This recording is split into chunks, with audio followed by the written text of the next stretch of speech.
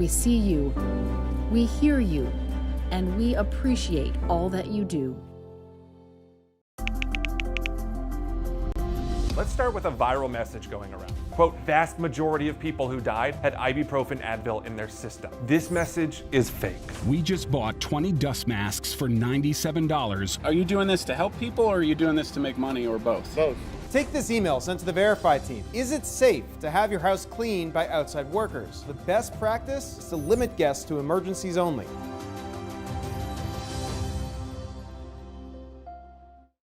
We know things are changing every day, but we're here with you.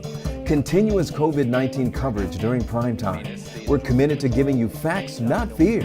On 11Alive News Primetime, weeknights from 8 to 11 on WATF.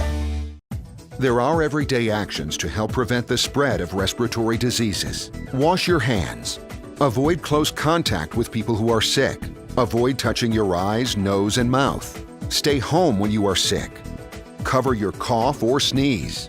Clean and disinfect frequently touched objects with household cleaning spray. For more information, visit cdc.gov/COVID-19. This message brought to you by the National Association of Broadcasters and this station.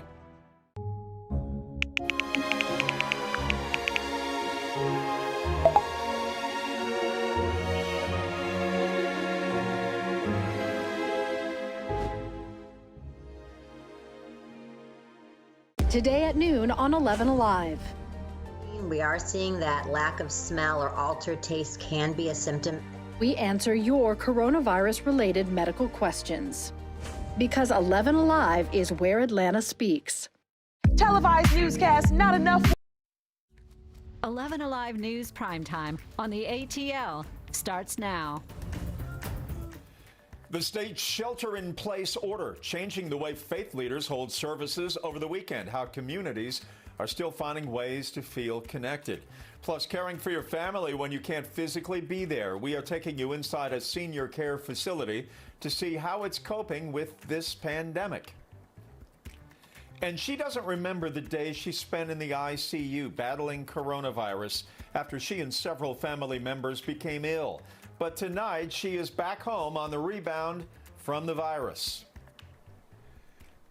Good evening, everyone. I'm Jeff Hullinger, and tonight on this Good Friday, I'm reporting from my home. And I'm Jennifer Bellamy in our Midtown studio. First, tonight, we are looking ahead to the weekend and tracking some severe weather that's expected to hit Easter Sunday.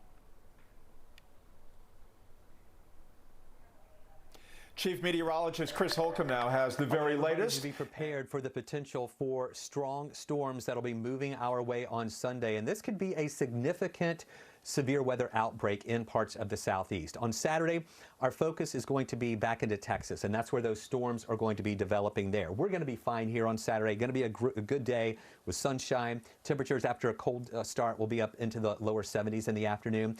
It's on Sunday when the system moves our way, and we see the strongest storms that look like they'll be back in Alabama, Mississippi, Louisiana, and also in Arkansas. But we have the enhanced risk, or the level 3 of 5 risk, moving into our area on Sunday. What does that mean? That means a really good chance that we're going to have some strong thunderstorms that'll move our way. Numerous severe storms are possible, not only damaging winds, but maybe even some tornadoes along with that. They will be more persistent and widespread, and a few of those could be intense. We're talking about potentially maybe even some EF3 tornadoes. Stay with us. We're going to have more on how you can prepare and the timing of this system in just a few minutes. And you can keep track of this weather by downloading the 11Alive News app. You will get severe weather alerts and flash flood warnings sent right to your phone, even if your power goes out.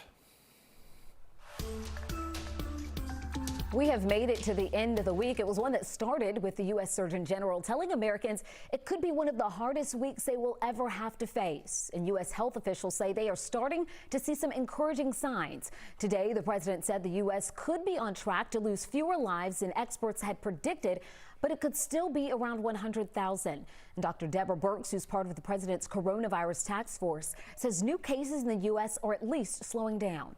It's really about the encouraging signs that we see, but as encouraging as they are, we have not reached the peak. And so every day we need to continue to do what we did yesterday and the week before and the week before that, because that's what in the end is going to take us up across the peak and down the other side. Here in Georgia, we have some time before we get to our peak. We are watching our new cases go up and up. On March 13th, we had fewer than 50 cases. That was about a month ago. Today, the state health department reports there are nearly 12,000 confirmed cases. 425 people have died. Our testing is still limited, although we learned yesterday that Emory is joining in the effort, starting drive-through testing. But one of the country's top infectious disease experts says Georgia could hit our peak rather soon. Our Joe Hinkie spoke with Dr. Carlos Del Rio of Emory University. He believes the busiest day for Georgia hospitals may be 10 days away. It's a matter of waiting for a hurricane to hit you. It may hit you with a Category 4. It may hit you with a tropical storm. Dr. Carlos Del Rio is optimistic, though, as Georgia's hospitals prepare for a peak in activity.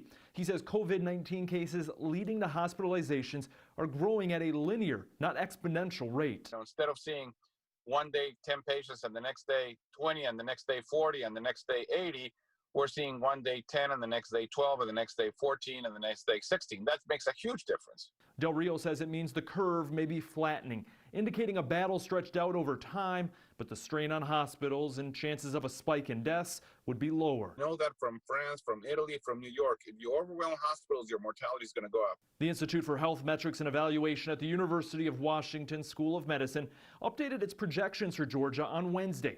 April 20th remains the estimated day for peak activity in hospitals. A predicted shortage of ICU beds is lessening, and the estimated death toll in Georgia by early August dropped from 3,400 to 2,600 people.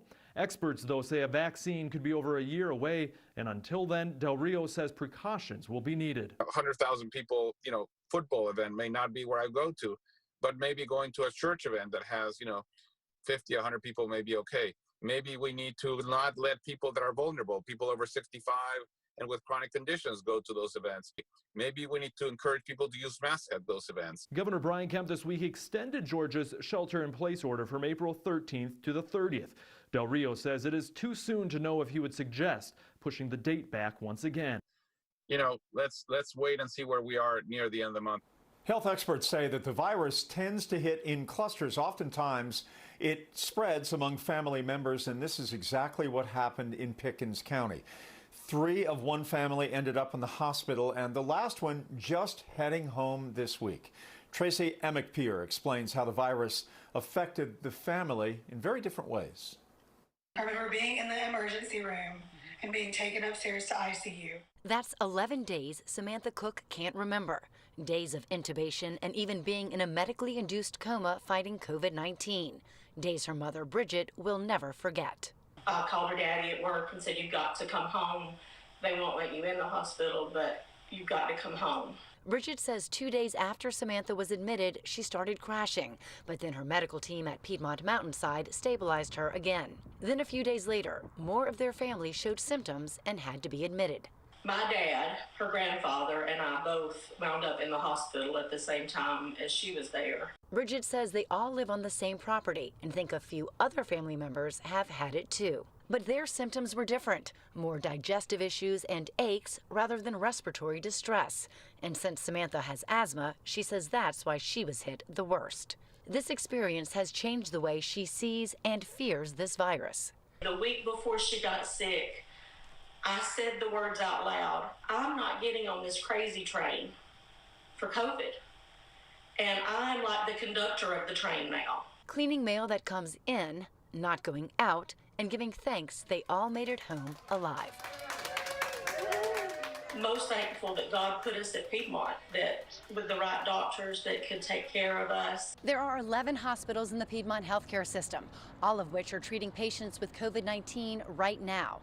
Even with the increased numbers, they say they have been able to keep up so far. Coming up at 6, we talk to one doctor who tells us what they've learned so far and what makes this virus so different. A new poll from Survey USA is showing just how much Americans have had to adjust to our new normal, instead staying inside, trying to stop the spread of the virus. Now, 30% of people say their lives have been turned completely upside down because of coronavirus, and almost half say they have had to make noticeable changes to their life. 41% of people also say they are now wearing a mask that they bought over their face. 24% say they have made their own masks at home. Just how much life has changed is going to be even more evident as we head into a weekend that is very important to people of faith. Governor Brian Kemp is pushing for online or call-in religious services to reduce the chance of exposure. But as many move away from in-person to online services, some of the rituals and customs just can't be done as normal. That's why one Atlanta pastor is looking for new ways to keep his congregation connected to their faith and to each other. All those names! For many Christians, missing church is bad enough. To not be able to see them, to shake their hand, things of that nature is difficult for a person. So having to miss out on sacred traditions like communion is even worse. But Pastor Stephen Dial of the Rainbow Park Baptist Church in Decatur says it was divine inspiration from God that led to an idea to make the changes resulting from the COVID-19 pandemic a little easier to bear. I know how important communion is to the believers, and especially with this becoming, Palm Sunday and then Holy Week. So we just figured out how could we make sure that everyone can still participate in Holy Communion. And I said, well, let's just mail them out and deliver them so that everyone can get it. So that's what they did. Rainbow Park shipped and delivered communion to about 335 members and friends of the church. And they were able to take it together Sunday morning as Pastor Dial streamed his sermon online. He said, drink ye of this cup as often as you can. In remembrance of me. Let us drink. Members liked it so much they took and shared pictures from the experience. Rainbow Park had already been streaming services and holding meetings online for several weeks, but Pastor Dial says the delivery of communion was a way to get creative and adjust to what's going on. He says while the methods may have changed, the message remains the same. People should strengthen their faith in God. I think that during this time while we're sheltering in place, while we're doing social distance, I think it's time for everyone to deepen a relationship with God in such a way that when we come out of this, our faith will be stronger. Well, the new communion isn't all. Pastor Dial says Rainbow Park will hold its first drive-in service to celebrate Easter this Sunday. They got permission from the governor's office and worked with them to develop guidelines on how to do it safely. We're all stuck at home, and some of us with our spouses or significant others all day, all night, all the time. Coming up next, some advice for any couples finding it a little hard to be around each other so much. And we are bringing you updates on the coronavirus outbreak, all 3 hours of Primetime on air and on our 11Alive YouTube channel. You can subscribe, join the conversation right there in the community section. There's more 11Alive News Primetime after the break.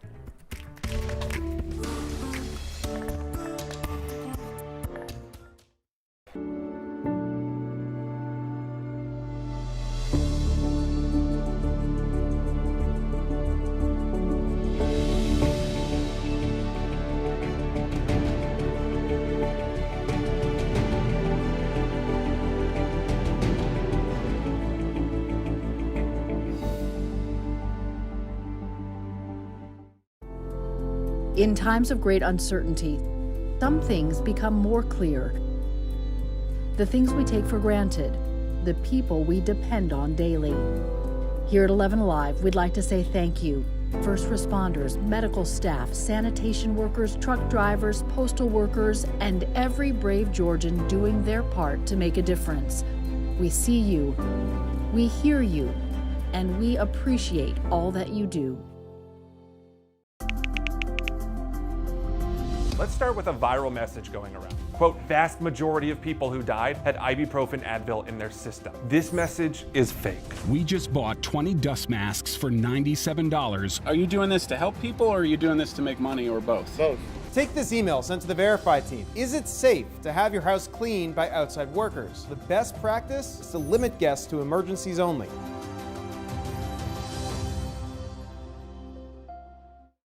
We know things are changing every day, but we're here with you. Continuous COVID-19 coverage during primetime. We're committed to giving you facts, not fear. On 11Alive News Primetime, weeknights from 8 to 11 on WATF. There are everyday actions to help prevent the spread of respiratory diseases. Wash your hands.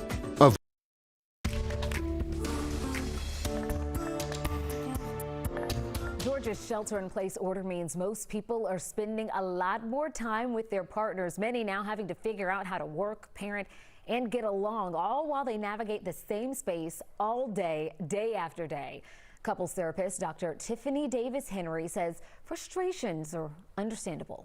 Our previous way of living, you have an argument with your partner, you're able to get up the next morning, go to work, you process throughout the day. But what happens now is you're stuck in the house with that person. There is nowhere else to go. There is nothing else to divert your attention. So you don't have that away time, that break time. Dr. Henry says you can spend this time strengthening relationships and ultimately growing as a couple. I really will challenge couples to see it as an opportunity to start letting your guard down and letting your partner in, letting them help you, and also being a help to your partner. We spoke with a local couple, Brandon and Everline Rutherford, who say that advice has helped keep their stress levels low. Especially with what's going on in the world right now, it's very important that you're that safe place of refuge for your spouse. I think it's not always about being right. It's about making sure that we forgive quickly so that way we can just move on, right? Dr. Henry also suggests focusing on things you can control, making routines a priority, and taking mental health breaks throughout the day to clear your head. And part of those breaks normally involve exercise, but these are not normal times. Most of the gymnasiums, most of the workout places around the state of Georgia have now been closed. The fitness business is in serious trouble right now. 11Alive investigator Andy Perotti found that gyms are adapting to serve its clientele and at the same time keeping its employees drawing a paycheck. You can hop on a treadmill, you can walk, you can do some jumping jacks, some squats. A cycling instructor leads her next class into a grueling workout. But her fellow riders are nowhere to be seen. They're at home following along online. We have people tuning into our Instagram just to follow our instructors for their playlist from all over the country. Cycle Bar General Manager Colton Southward says it's their new norm as they adapt to the pandemic. The Dunwoody studio closed its doors weeks ago. I was terrified of how we were going to be responded to, and I can't tell you the number of emails I got thanking me for thinking of them, their families, and all the other people that we were protecting by not allowing anyone in the building. The studio then offered to rent its bikes. And then within 30 minutes of sending an email out to my unlimited members, all bikes were rented. And the next 3 days were sterilizing the bikes, cleaning them, delivering them one by one. Group fitness gyms like the Training Room in Atlanta are also changing their business models. Owner Amber Gopert says they're providing multiple workouts a day through Zoom, renting out some equipment, and offering nutrition plans. So far, more than 50% of its members have continued paying their monthly fees to keep staff employed. What has that meant to you? Oh, it means the absolute world to me. And that is just something where when you look at a gym and you look at fitness, and it's more about, it is about getting in shape and being your best sexy self, but above all, people look for that family and that community, and this is truly a family. 4, 5, or 6 on that. Southworth says his clients are stepping up too. Quite a large portion of our following is supporting in some ways, buying gift cards, buying class packs. Everyone's thinking about the future here. We all want to be back together, and I couldn't be more impressed with the support we're getting from our community. Personal trainers who are independent contractors are also taking a big hit. Some of them are meeting their clients outdoors, still maintaining a 6-foot difference just to continue sessions. Large chains like LA Fitness are suspending membership dues until states allow gyms to reopen.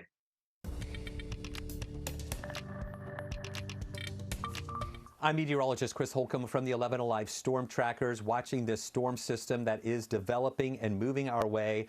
That is going to bring us some severe weather during the day on Sunday. On Saturday, that severe weather threat is going to be back into Texas. But as it moves to the east, it's actually going to intensify. It's going to move into some more unstable air. It's going to have some upper level support and some shear that will give the potential for a widespread wind event, as well as the potential for some tornadoes to move through. You can see that color right there, that bullseye, is the moderate risk. That's level 4 of 5 risk area for parts of Alabama, Mississippi, Arkansas, and Louisiana. And then as it moves toward us, it is still going to be strong enough for us to be in the enhanced risk for severe storms. That's the level 3 of 5, where we can see numerous severe thunderstorms with wind damage and maybe even some tornadoes. And these storms do look like they could be intense. So things you can do to prepare for this. Make sure you can get alerts because these may be happening late Sunday night, overnight into Monday morning. What you can do, if you have a National Weather Service radio, make sure that is plugged in or has batteries in it and is ready to go. With the counties programmed, your county and the counties around you. Also on your phone, you have to go into settings and make sure that the WEA alerts are enabled. It's kind of like when the Amber alerts are issued, how you get that warning. If you're in the polygon of a tornado warning, that will alert your phone as well. And download the 11Alive app. And when you do that, make sure you have enabled alerts there as well to know whether or not you have any warnings in your area. Have a plan. Make sure you know where you're going to go. Don't wait for the storms to come in to make that decision. Your safe place should be an interior part of your home. Put as many walls between you and the outside as possible. Stay away from windows and doors. Don't go in the upper level. The best place to go is in the basement if you have a basement. And even in a basement, stay away from windows as well. So here's the timing. We're going to have nice weather here on Saturday. Good day to plan, good day to relax, and then prepare for these stronger storms that come in on Sunday. And it looks like early on Sunday, we're going to have clouds around, some scattered showers developing. The potential late afternoon on Sunday for a few thunderstorms to develop here, but it really looks like the main system with those storms will be coming in later on Sunday evening, overnight Sunday into early on Monday. This is the line of storms that has that potential for the damaging winds. That's at 2 in the morning where you see that there. Then as we get to early in the morning on Monday, the bulk of that system is going to be moving out, and then we'll see some cooler air and rather windy conditions that'll be moving our way too. So enjoy your Saturday, all right? Soak it up because Sunday is going to be the day with a lot of weather, intense storms that'll be moving our way. That will be ending early on Monday. We clear out again Tuesday, and then a few scattered showers Wednesday with a high of 67, and then turning mostly cloudy Thursday and Friday with high temperatures that'll be in the lower 70s. Keep it with us right here at 11Alive. We'll keep it prepared and posted throughout the weekend. Still ahead, Dr. Anthony Fauci says new antibody tests for the coronavirus could be available within a week. Next, NBC News science contributor Joseph Fair talks with us about how these tests can help healthcare workers. Have your house cleaned by outside workers. The best practice is to limit guests to emergencies only.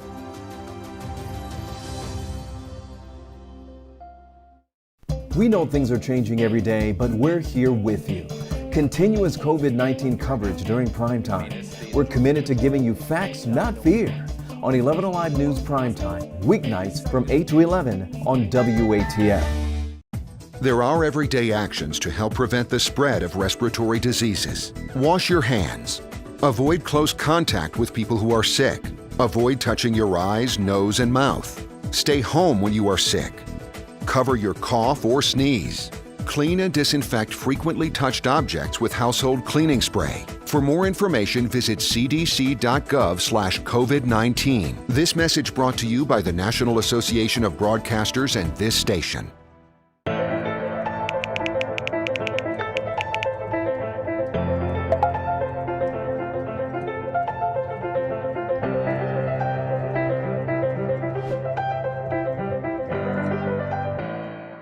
Today at noon on 11Alive. We are seeing that lack of smell or altered taste can be a symptom. We answer your coronavirus-related medical questions. Because 11Alive is where Atlanta speaks.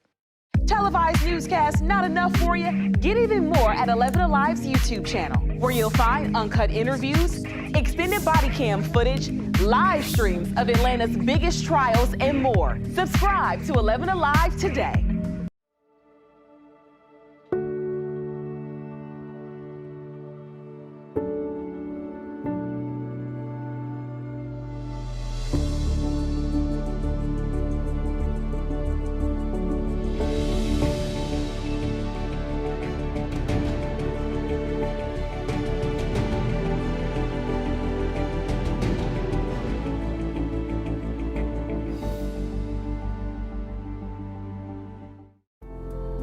In times of great uncertainty, some things become more clear.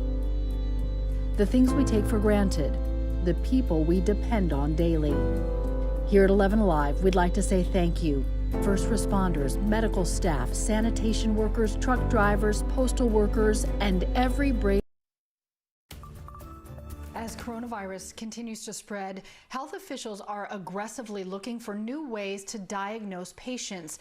That includes a new test which looks at a person's blood to see if there are any antibodies in that blood to the virus. Joining us is NBC News science correspondent Dr. Joseph Fair. Dr. Fair, talk to us about how this test works. Would it be in place of the swab test, the nasal swab test we've seen so often? It will not be in place of the nasal swab test. So the difference is that nasal swab test tells you if you are acutely ill with the virus that causes COVID-19. SARS-CoV-2 is the name of that virus.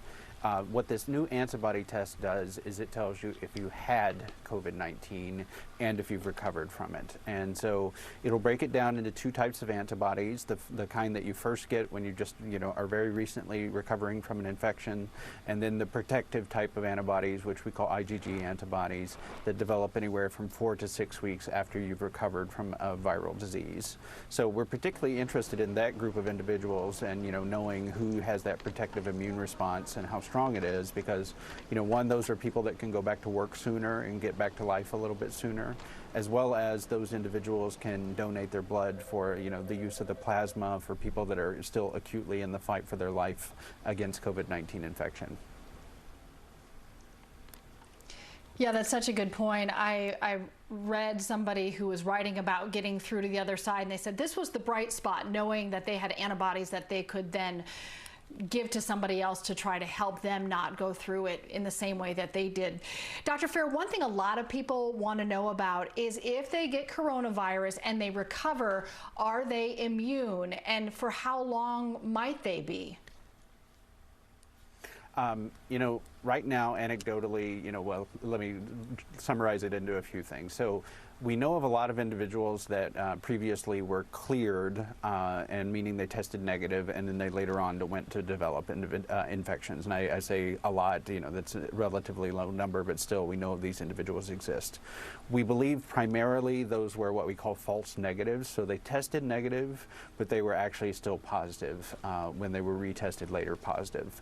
Overwhelmingly, and from a laboratory study on monkeys, which is where we base a lot of our human data, is what happens in a monkey, is that those monkeys could not be reinfected with the virus that causes COVID-19 once they had recovered from it.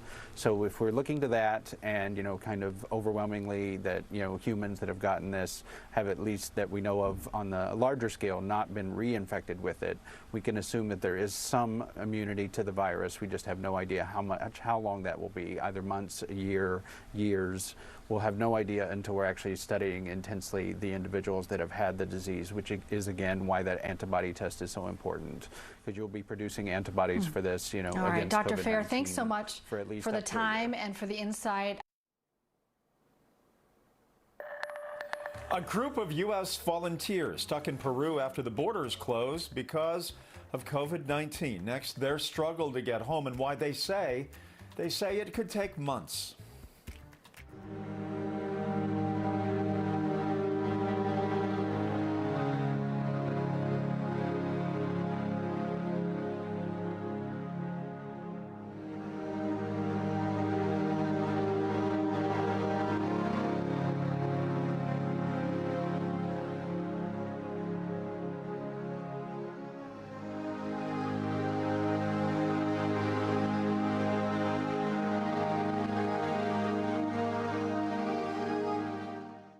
At noon on 11Alive. We are seeing that lack of smell or altered taste can be a symptom. We answer your coronavirus-related medical questions. Because 11Alive is where Atlanta speaks. Televised newscasts not enough for you? Get even more at 11Alive's YouTube channel, where you'll find uncut interviews, extended body cam footage, live streams of Atlanta's biggest trials, and more. Subscribe to 11Alive today.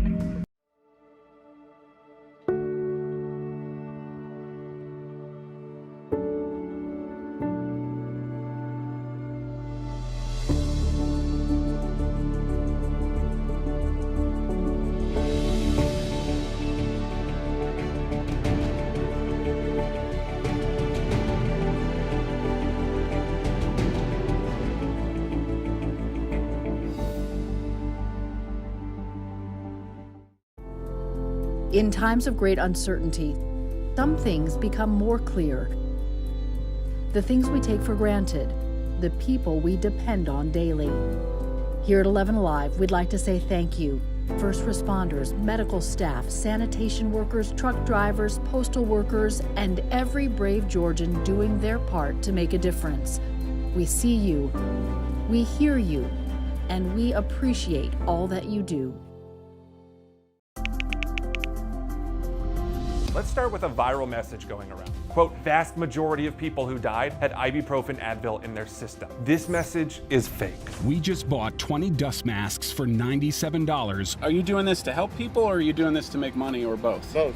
Take this email sent to the Verify team. Is it safe to have your house cleaned by outside workers? The best practice is to limit guests to emergencies only.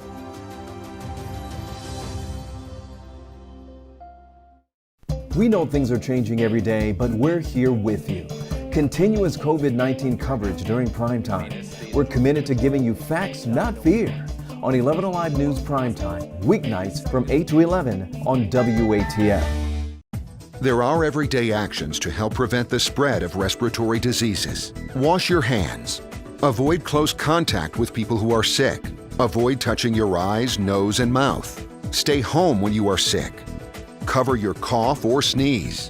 Clean and disinfect frequently touched objects with household cleaning spray. For more information, visit cdc.gov/COVID-19. This message brought to you by the National Association of Broadcasters and this station.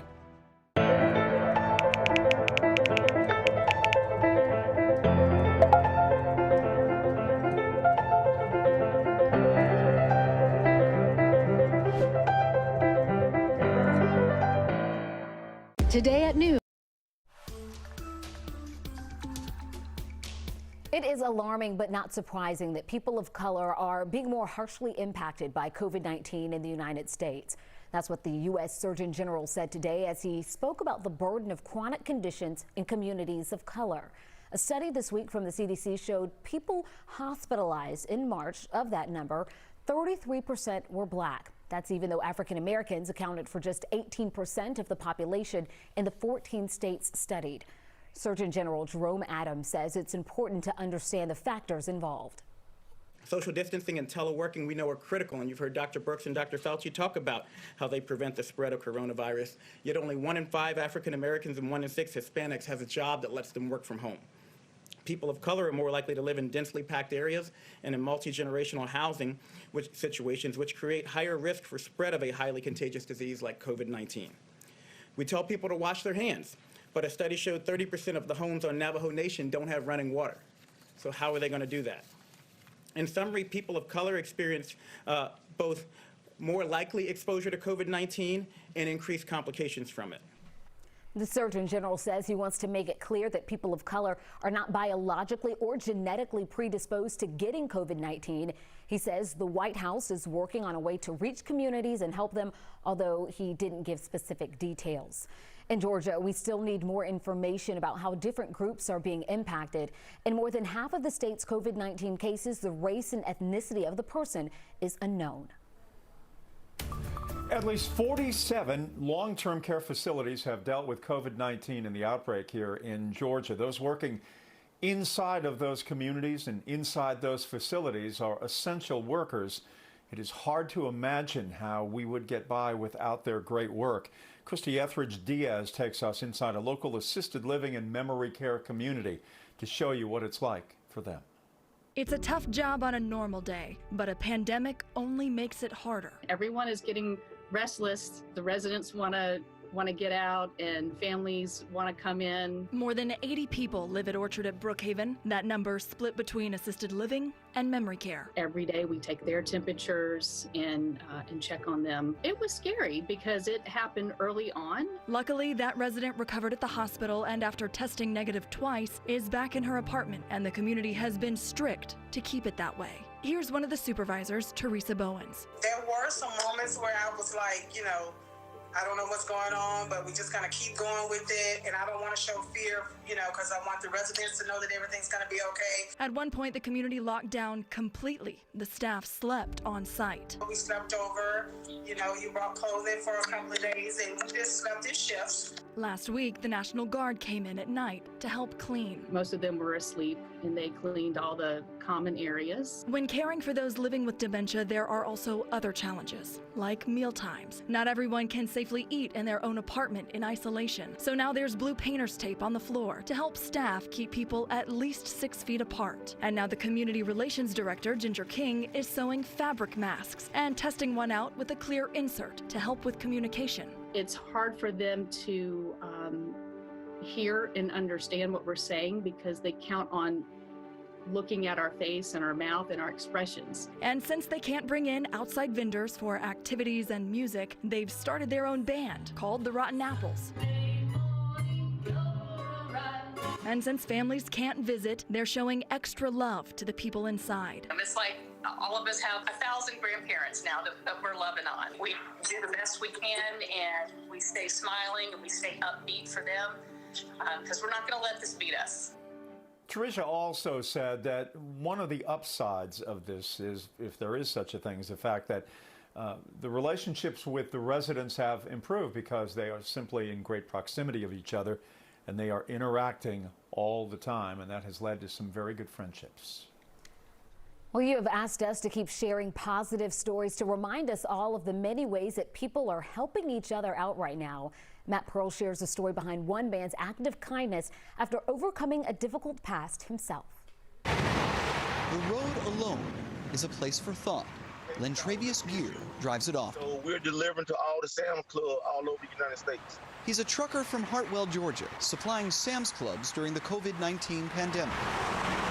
Heading home last week, Gear's Road brought a thought that moved hundreds. I was riding, and a thought hit my mind like, these kids are out of school and parents don't have jobs. What could I do? The next day, Gear went live from the drive-thru of a Little Caesars. Got me working today. Where he paid. Here you go, man. For 100 pizzas. Got 96 more. 4 gone. Y'all better pull up. I'm from a place where there's no opportunity at all.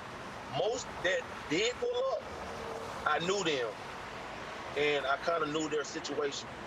And many who pulled up knew his. Been through things that a lot of people don't come back from. Google my name and add Clemson, South Carolina. You'll be able to see a lot about it. In 2011, Gear was charged with attempted murder. He was stopped for speeding and fired shots at an officer, then fled in his car and later on foot. No one was injured. Gear was caught and taken into custody. I don't really remember a lot what happened because apparently I wasn't there. I was there, but I wasn't there, if that makes sense. Gear says he had battled mental illness for years. He was found incompetent to stand trial, but he served 19 months in jail and underwent treatment that he says helped him take control of his condition. When you're moving fast, you don't know how to find your way. So God had to sit me down and get my attention. Gear took a new road. He went to school for a commercial driver's license, drove a concrete truck to make money, and then started the trucking company he runs today. His record and his head have been clean. Behold the Unique Concrete LLC. Bought y'all 20 more pieces, man. 7 years to the week since his release. Thank you. And I love you. Love you too. Gear went live and raised enough money to pay for nearly 500 pizzas. What made you want to do it? Man, spread the Lord, man. He didn't need to know the roads of each person who came through. He knew his own. I had a lot of room in my life for God to work. And he made it happen. The 11Alive storm trackers keeping you prepared for this severe weather event that's going to be moving our way this weekend. Saturday is going to be just fine here. We don't expect any rain at all on Saturday. But the system we're watching is going to be developing back into Texas, and you can see that severe weather threat that'll be in Texas on Saturday. Sunday, that system moves toward us, and it's actually going to encounter air and an atmosphere that's actually more conducive for more storms to develop. And look at that, there is a moderate risk, level 4 or 5 risk in parts of Alabama, Mississippi, Louisiana, and Arkansas. And then as those storms move into Georgia, we have an enhanced risk, or level 3 of 5 risk. In these areas, we have the potential for damaging winds. Also, tornadoes are possible. This is a look of what that enhanced risk means. Numerous severe storms and possible wind event, and also those tornadoes there. We're not talking about just brief spin-up tornadoes. These could be long-track tornadoes that move through our area, and they could be intense. They'll be more persistent and widespread, and a few of those storms could be intense, with the wind as one of the major issues that we'll be talking about there, and that tornado risk. Stay with us. We'll have more on the timing of this system for you through the weekend in just a few minutes. When you talk about the pandemic, of course, you talk about the medical aspect of it, and you talk about the economics, but you also talk about sports. Sports is such a huge part of our culture in this country, not only in terms of participating, but, you know, watching, going to baseball games, basketball, football.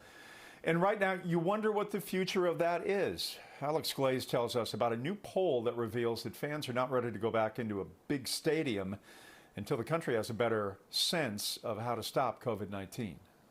Everyone wants to know, when will it be safe for sports to return?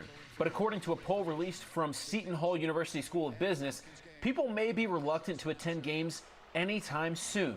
Poll results show more than 72% of the 762 respondents say they would not return to stadiums or arenas until a coronavirus vaccine is developed, which may be at least a few more months. When you look at the number among those respondents, those who identify as sports fans, the number drops to 61%. Jeff Schultz of The Athletic recently wrote a column asking fans if they would rather have sports back without fans or wait until it was safe for everyone. When's the next time you think fans, by and large, are going to be comfortable being around 50,000 people again, 50,000 plus people again?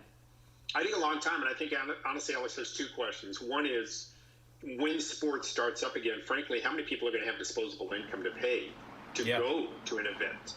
I think that's going to be the first question. And then the second, like, because of economics, and the second part of it, yes, is, when are you going to be confident again? I think that's an individual question. I think it's going to be a while. Since the population of Seton Hall survey was so small, I took to Twitter to find out if people would attend sporting events before a vaccine was available. The poll results show most people would. All right, waiting for your stimulus check. We will let you know how you can use the United States Postal Service to figure out when it should arrive.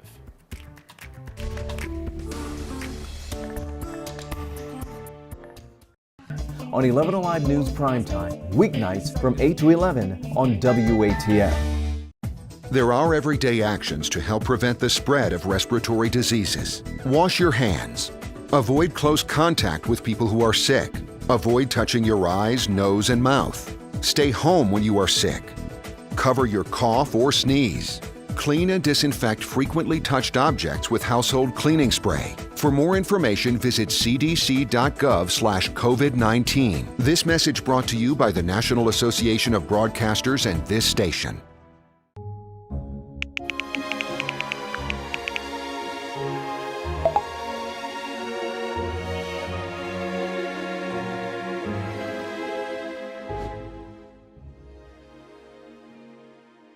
Today at noon on 11Alive.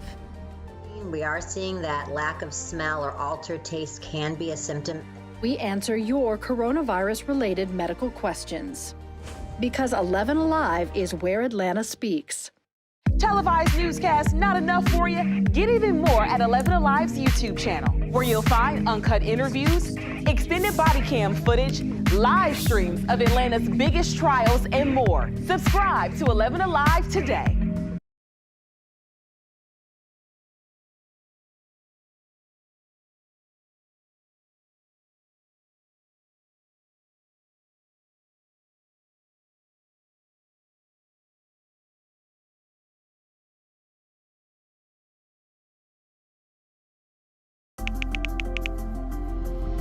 Let's start with a viral message going around. Quote, vast majority of people who died had ibuprofen Advil in their system. This message is fake.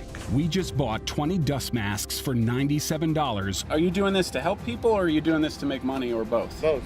Take this email sent to the Verify team. Is it safe to have your house cleaned by outside workers? The best practice is to limit guests to emergencies only.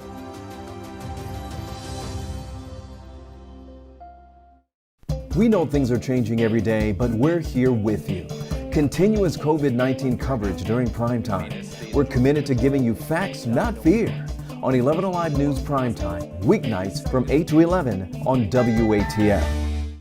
There are everyday actions to help prevent the spread of respiratory diseases. Wash your hands.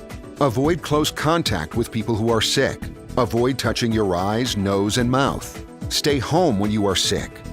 Cover your cough or sneeze. Clean and disinfect frequently touched objects with household cleaning spray. For more information, visit cdc.gov/COVID-19. This message brought to you by the National Association of Broadcasters and this station.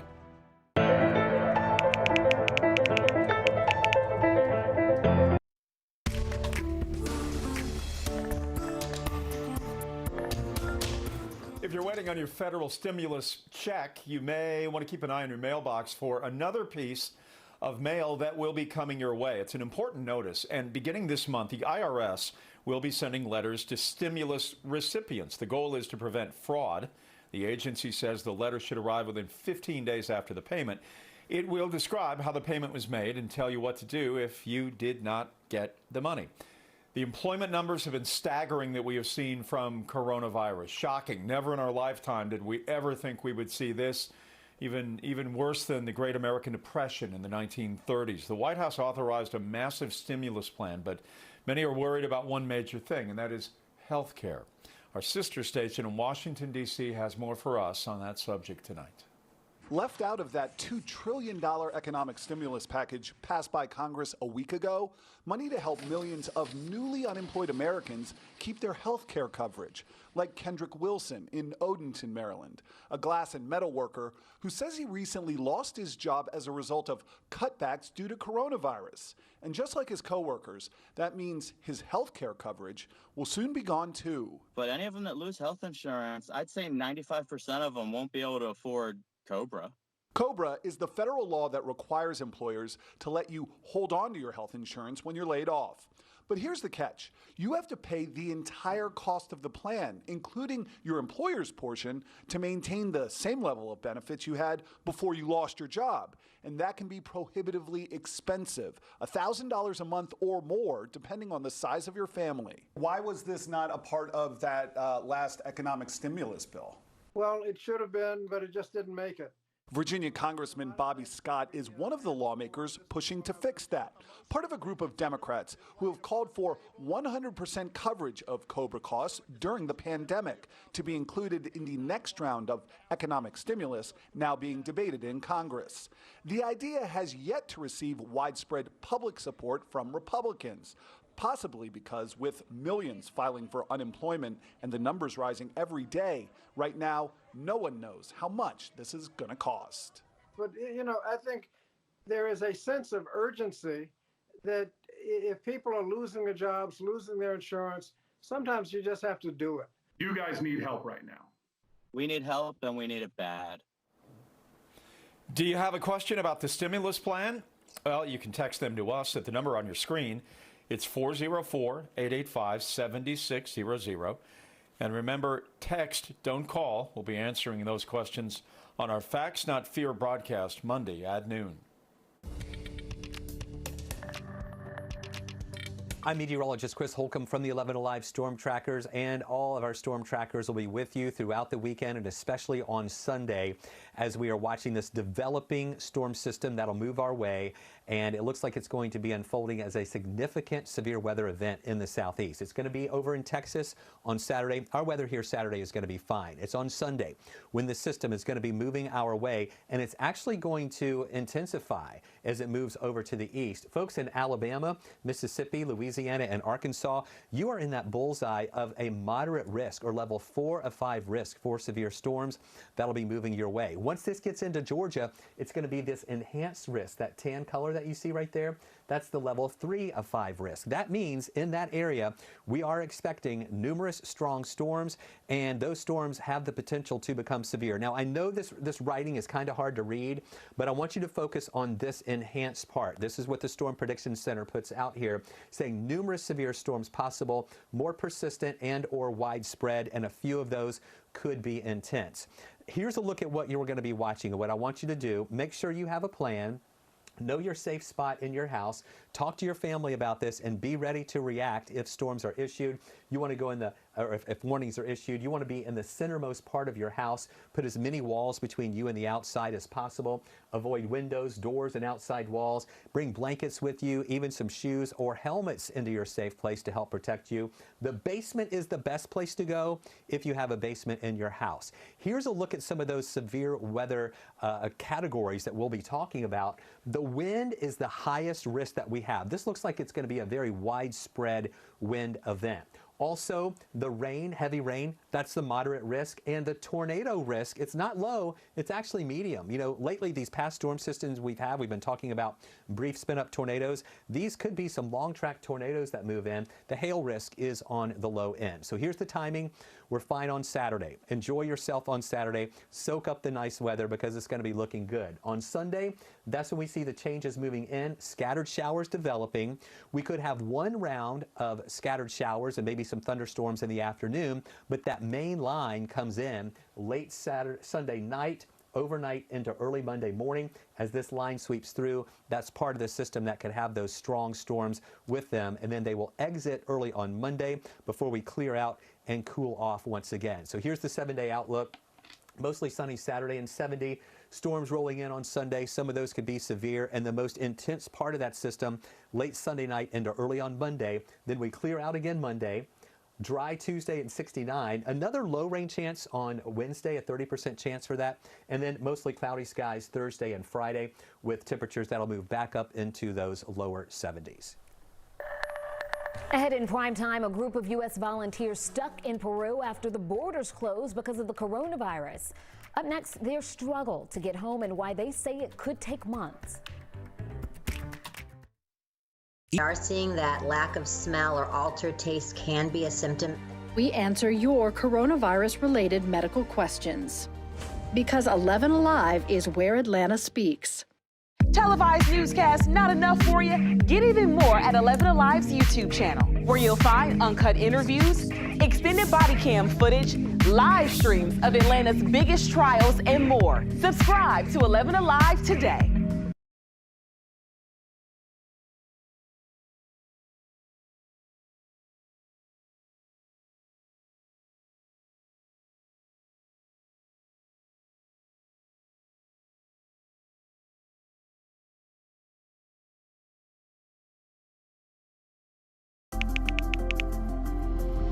Let's start with a viral message going around. Quote, vast majority of people who died had ibuprofen Advil in their system. This message is fake. We just bought 20 dust masks for $97. Are you doing this to help people or are you doing this to make money or both? Both.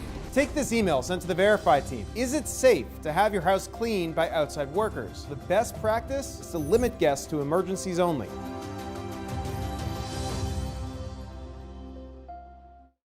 We know things are changing every day, but we're here with you. Continuous COVID-19 coverage during primetime. We're committed to giving you facts, not fear. On 11Alive News Primetime, weeknights from 8 to 11 on WATF. There are everyday actions to help prevent the spread of respiratory diseases. Wash your hands. Avoid close contact with people who are sick. Avoid touching your eyes, nose, and mouth. Stay home when you are sick. Cover your cough or sneeze. Clean and disinfect frequently touched objects with household cleaning spray. For more information, visit cdc.gov/COVID-19. This message brought to you by the National Association of Broadcasters and this station.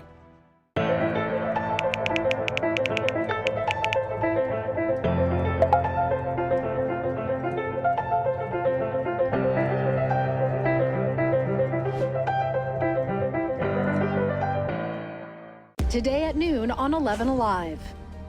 We are seeing that lack of smell or altered taste can be a symptom. We answer your coronavirus-related medical questions. Because 11Alive is where Atlanta. The overall feel in Lima and around Peru is really scary. And people are scared, people are afraid for their children and food and in some cases for their lives. And people here, if they don't work, they don't eat. And volunteers from Metro Atlanta say they are committed to staying in Peru with the families they're helping, no matter how long it takes. They traveled there in mid-March, never expecting to be there for so long. The country closed its borders and is in quarantine over the coronavirus. They tell our Caitlin Ross their work is needed now more than ever. The morale when you're out on the street is very somber. Jason Armstrong heads up the Something New organization from Atlanta and has been in Peru since early March supporting a group of Venezuelan refugees. He says day by day the conditions there are getting worse. We're starting to see signs of people, becoming desperate. Dr. Laura Makaroff was one of the few volunteers to get on a State Department flight back to Atlanta, but says she wasn't sure she was going to get out. the borders closed unexpectedly. So Peru took this very seriously very early on. So land, water, air, all the borders closed. She says the quarantine there is much more strict than that here. On Mondays, Wednesdays, and Fridays, men can leave the home. And on Tuesdays, Thursdays, and Saturdays, women can leave the home. And on Sundays, nobody can leave the home. The volunteers are living in 2 houses in Peru, supporting 70 refugees.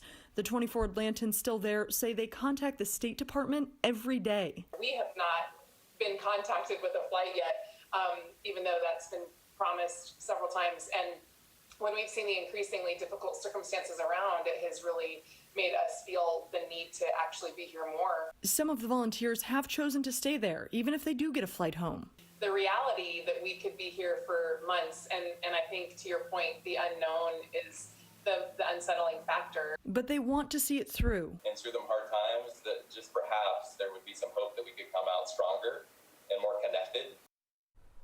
Well, the volunteers say they are learning incredible perspective through this time. They are down to 2 small meals a day, but they say the families are grateful for anything they have. Next at 9, understandably, anyone who develops a cough or fever right now immediately wonders if it could be COVID-19. We'll walk you through a new tool helping you decide your next step. This station.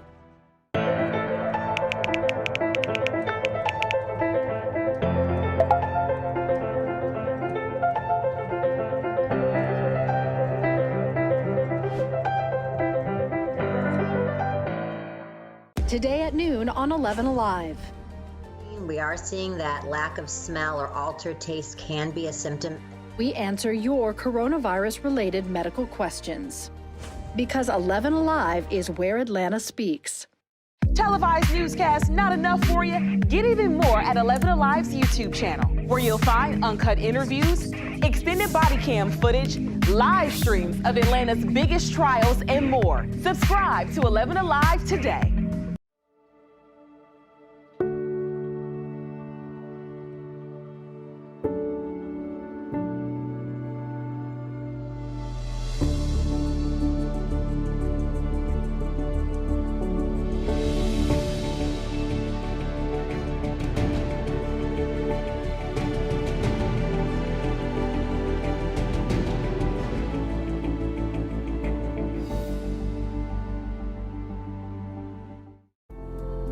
In times of great uncertainty, some things become more clear. The things we take for granted, the people we depend on daily. Here at 11Alive, we'd like to say thank you. First responders, medical staff, sanitation workers, truck drivers, postal workers, and every brave Georgian doing their part to make a difference. We see you, we hear you, and we appreciate all that you do. Let's start with a viral message going around. Quote, vast majority of people who died had ibuprofen Advil in their system. This message is fake. We just bought 20 dust masks for $97. Are you doing this to help people or are you doing this to make money or both? Both. Take this email sent to the Verify team. Is it safe to have your house cleaned by outside workers? The best practice is to limit guests to emergencies only.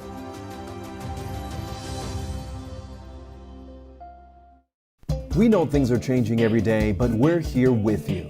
Continuous COVID-19 coverage during Primetime. We're committed to giving you facts, not fear. on 11Alive News Primetime, weeknights from 8 to 11 on W. When coronavirus hits a family, it often hits them hard. A grandfather, mother, and daughter from Pickens County all ended up in the hospital, but it was the grandfather who rebounded the fastest. Tracy Imick-Pierce spoke to the family and their doctor. We can't predict who's going to do bad and who's going to do well.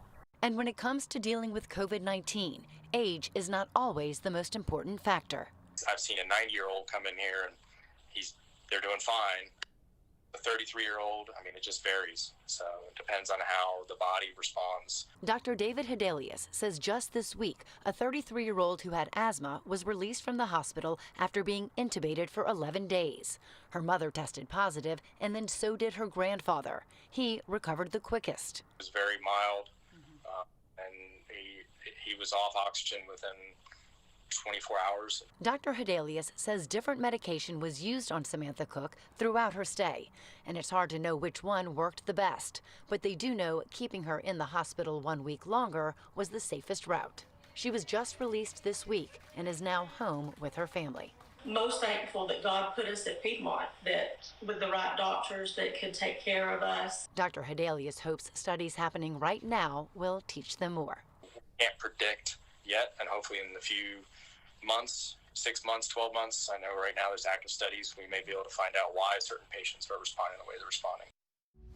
11Alive News Primetime on the ATL starts now. Georgia about 10 days away from the anticipated peak of the state's COVID-19 outbreak. How our hospitals are preparing for the possible surge in patients. We're not doing anything until we know that this country is going to be healthy. We don't want to go back and start doing it over again.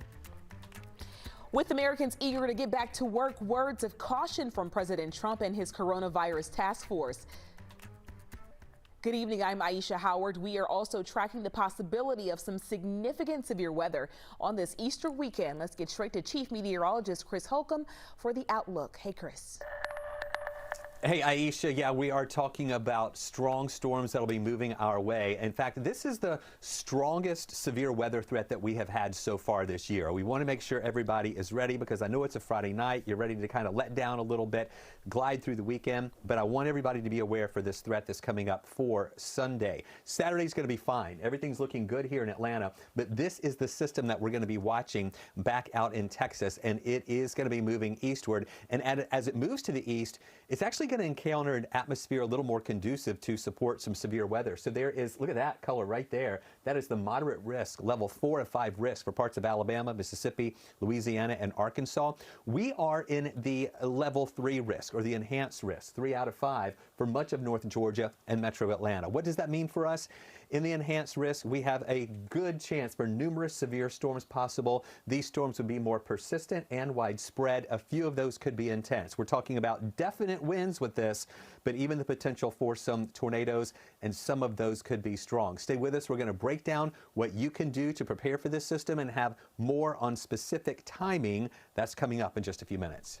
Well, you can keep track of this weather by downloading the 11Alive News app. That's where you're going to get those severe weather alerts and flash flood warnings sent right to your phone, even if your power goes out. Right now in Georgia, the state health department reports there are nearly 12,000 confirmed cases of COVID-19. 425 people have died. The biggest hotspots still mostly centered around Metro Atlanta and Dougherty County. Georgia is expected to reach its projected peak on April 20th. The most recent models show the outlook improving to some degree. Joe Henke explains. We know that cases are stabilizing because the number of hospital admissions is not going up as fast as we thought it was going to. And the number of ICU admissions is not going up as fast as we thought it was going to. Dr. Carlos Del Rio says models are constantly being updated and the numbers for Georgia are improving. The Institute for Health Metrics and Evaluation at the University of Washington School of Medicine updated its projections for Georgia on Wednesday. April 20th remains the estimated day for peak activity in hospitals. A predicted shortage of ICU beds is lessening, and the estimated death toll in Georgia by early August dropped from 3,400 to 2,600 people. These are signs, Del Rio says, that the so-called curve of the outbreak may be flattening, leading to a battle stretched out over time, but a more manageable fight for healthcare workers. Yes, we're going to fight it for longer periods of time. But as I said, if we scale up testing and we're able to identify people quickly and we're able to then isolate individuals, and we're able to do contact tracing and make sure those contacts of that individual also get isolated and tested, we will be able to stop the outbreak. For now, social distancing, shelter-in-place orders, wearing a mask in public, all still important, he adds. And a common question we have received, how long can you wear the same mask for? Here's Del Rio's guidance as an infectious disease expert. It's one of those disposable masks. Yes, as long as it's not dirty, you can wear it. I've seen people, I wear mine for about a week and then change it. If it's a cloth mask, you can wash it and you can use it as many times as you need, and probably washing it every 3 to 4 to 5 days is going to be fine. So we've talked to nurses from 3 different hospitals who say they are cross-training healthcare workers to be able to be ready for that peak. Jenny Ackett-Rhino works in the ICU. She says that she's cared for patients from 20 to 60 years old. She says it's an honor to be a nurse right now, even though the days are difficult. Right now, it's very chaotic. These patients are extremely sick. We have to, a lot of them, sedate them and paralyze them and put them on the ventilators at very high settings. But because of their illness right now, they're sitting on these vents for weeks. Jenny shares a beautiful letter about why she can't wait to go back to work, where she is finding her strength and her hope for everyone facing COVID-19. We're going to share that part of the story with you coming up on Monday. Right now, a lot can seem grim, dark, and lonely, but we wouldn't be telling the whole story if we didn't share the hopeful and uplifting side during this crisis this week. As Hope Forward shares, there is plenty of goodness to go around. If you're looking for reminders of all the good in the world, I hope Georgia's on your mind. From a Floyd County couple who beat COVID-19. I'm just very thankful to be alive and to be back home with my husband and kids. To an elementary student using her sewing machine to solve a problem. Really want to do more than this amount, but at least 250. Georgians show social distancing can't isolate their hearts. They asked their neighbors, would you buy a red bow and display it for the patients, for the health workers? Within 2 days, we were covered up in red bows. And I love you. Love you too. Gear went live and raised enough money to pay for nearly 500 pizzas. Whether it's neighbors in Kirkwood taking care of the elderly, it might just be a conversation. Kids may make notes and put them in their mailboxes. Or a food truck owner looking out for the homeless. Serving as a grab-and-go location for those in need to pick up food and other items like wipes and sanitizer. Thank you to the truck drivers. Thank you, nurses. The sisters making us laugh. It might make them feel good to at least see something funny and smile. The gift from the Atlanta Angel. She said, so your groceries are free. I still really wouldn't believe her. And the people inventing new ways to say happy birthday. It made me super happy and excited. I'll tell you that. You're showing everyone in the darkest of times, there's still plenty of light in all of us. Well, Sunday is Easter, the day President Trump initially marked to reopen the country. This afternoon, he told reporters he's still anxious to get America back to work, but not quite yet. During a briefing by his coronavirus task force, the president said he has a date in mind, but promised not to scale back on social distancing and other guidelines until the country is healthy. Medical experts reiterated while testing has increased and there is evidence the curve is flattening, returning to life as normal now could have deadly consequences. So it's really about the encouraging signs that we see, but as encouraging as they are, we have not reached the peak. And so every day we need to continue to do what we did yesterday and the week before and the week before that, because that's what in the end is going to take us up across the peak and down the other side. Today, we also learned the White House and congressional leaders plan to launch new talks about another bipartisan coronavirus aid package. We will continue to track those updates on 11alive.com. Workers in some beef and poultry plants raising the alarm about conditions inside. Workers packed together with no social distancing. NBC's Blaine Alexander spoke with a union representative for workers at a Tyson plant here in Georgia, where 4 people have died from the virus. Tonight, workers in some meat plants are raising the alarm. Civil rights group LULAC says these stunning images of workers crowded together were taken inside the JBS pork plant in Marshalltown, Iowa, late last month, 2 weeks after the Trump administration announced social distancing guidelines. These are ticking time bomb workplaces. At the JBS beef processing plant in Grand Island, Nebraska, at least 28 confirmed cases of COVID-19. Eddie Diaz just got his results today. he's positive. I'm concerned about my health, about my family. He says cleaning crews are doing a good job, but do you believe that people are following social distancing guidelines? I don't think some people are taking this seriously. tonight in a statement, the company tells NBC News it's adopted enhanced safety measures like staggering shifts and increased sanitation. Edgar Fields represents union employees working for a variety of companies. How many workers at those plants have been reaching out to you with concerns? Every facility. They're fearful of taking this home to their family. Some of those workers at this Tyson plant in Camilla, Georgia, where 4 employees have died from COVID-19. Some employees described to NBC News having to work shoulder to shoulder on the line. Tonight, Tyson says it's heartbroken over the deaths and will close the plant for deep cleaning. We've relaxed our attendance policies to ensure that team members feel encouraged to stay home if they're not feeling well. The company sent us these pictures inside showing new partitions between some workers. Now, some companies have put measures in place. Are those measures enough? I don't think they are. If we can protect workers from when they walk in the door and when they walk out, that company has done what they need to do.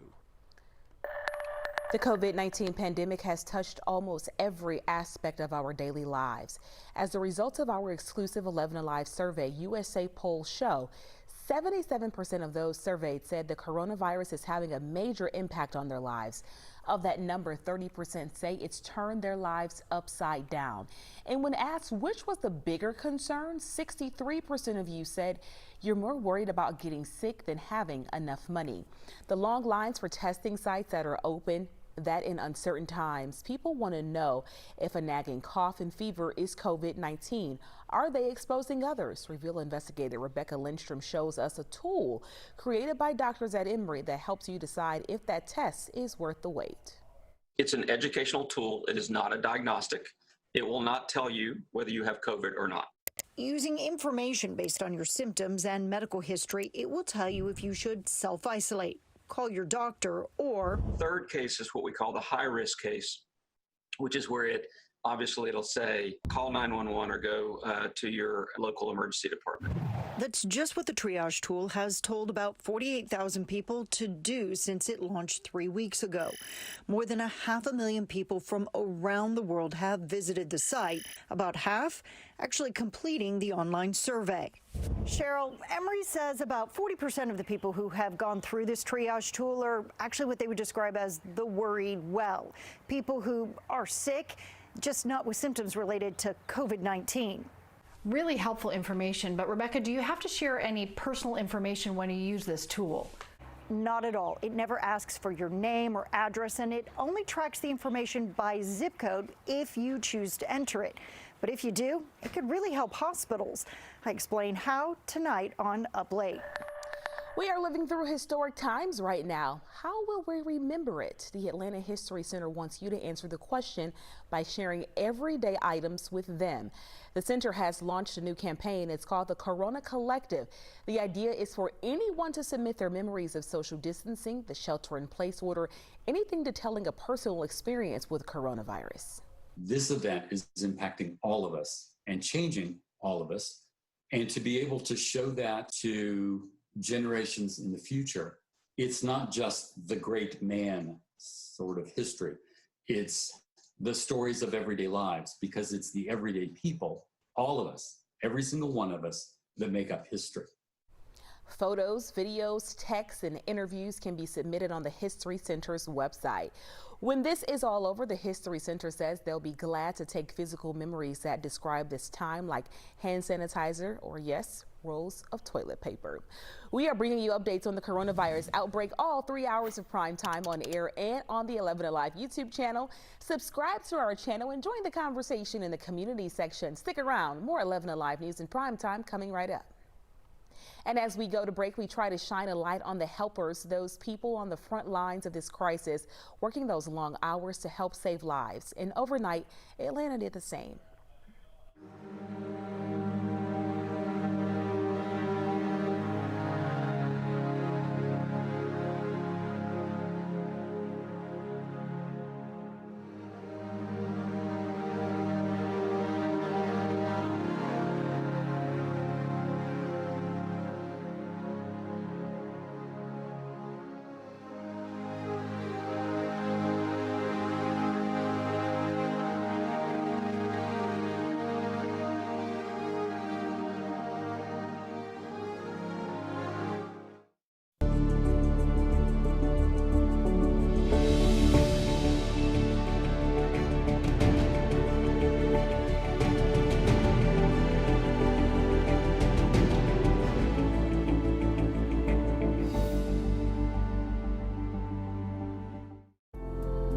In times of great uncertainty, some things become more clear.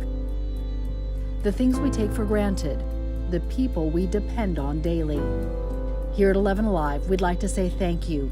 First responders, medical staff, sanitation workers, truck drivers, postal workers, and every brave Georgian doing their part to make a difference. We see you, we hear you, and we appreciate all that you do. Let's start with a viral message going around. Quote, vast majority of people who died had ibuprofen Advil in their system. This message is fake. We just bought 20 dust masks for $97. Are you doing this to help people or are you doing this to make money or both? Both. Take this email sent to the Verify team. Is it safe to have your house cleaned by outside workers? The best practice is to limit guests to emergencies only.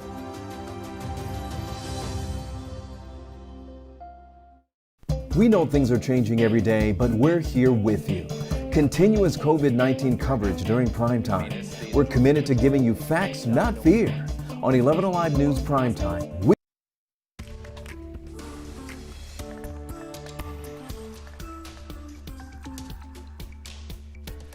Helping those in need doesn't stop in a pandemic. In fact, that assistance is more vital than ever. Today, volunteers with Hosea Help pack dozens of food bags. Tomorrow, they'll be delivered to seniors and low-income families across Metro Atlanta as part of their Hosea on the Move initiative. It is day 7 of our statewide shelter in place for everyone, but for people over 60 and the most vulnerable, it's been 17 days. Tom Olmstead is one of them. He's also someone who served this very group for more than 20 years. As Cheryl Preheim shows us, the coronavirus has changed the way he's helping, but it hasn't stopped him. Life changed fast. Mr. Tom misses what was his routine for decades. Up before dawn, a day full of many pickups and drop-offs. Lives touched at every stop. Hey, sweet thing. All right. Mr. Tom knows that the secret of happiness is serving others. And this is how he did it every day until all of our days changed dramatically. It's really good to see you, Tom. I caught up with the youngest 86-year-old I've ever known. I got one of my neighbors who called me on this face thing. We talked over that face thing. Tom had to park the car that was always overflowing with deliveries. He promised his family he'd stop for a while because of coronavirus. How hard is it, though, for you not to be out and about because you're used to going from 4 a.m. till 9 o'clock at night? Yeah, 7 days a week. I really get so much more out of it than they do. So Tom keeps helping like only he can. I know people who don't have children or grandchildren, so I'm calling them on a regular basis, just, saying, hey, how are you? To see if they need something that will deliver a meal to them. And making clay crafts for kids. I'm now up to 700. On each one, Tom's motto, love never fails. Volunteers with Mr. Tom's Heart take them to Children's Healthcare of Atlanta for the patients to paint, and they take care of all those food drop-offs. When we take stuff to, like Ronald McDonald House, we just take it up to the front door. We've been doing this for a long, long time, and we didn't want to stop. Mr. Tom may not be able to drive the city to pick up food right now. Cakes, pies. But what will never change, he'll find ways to fill any need he sees. Maybe get closer together and help each other.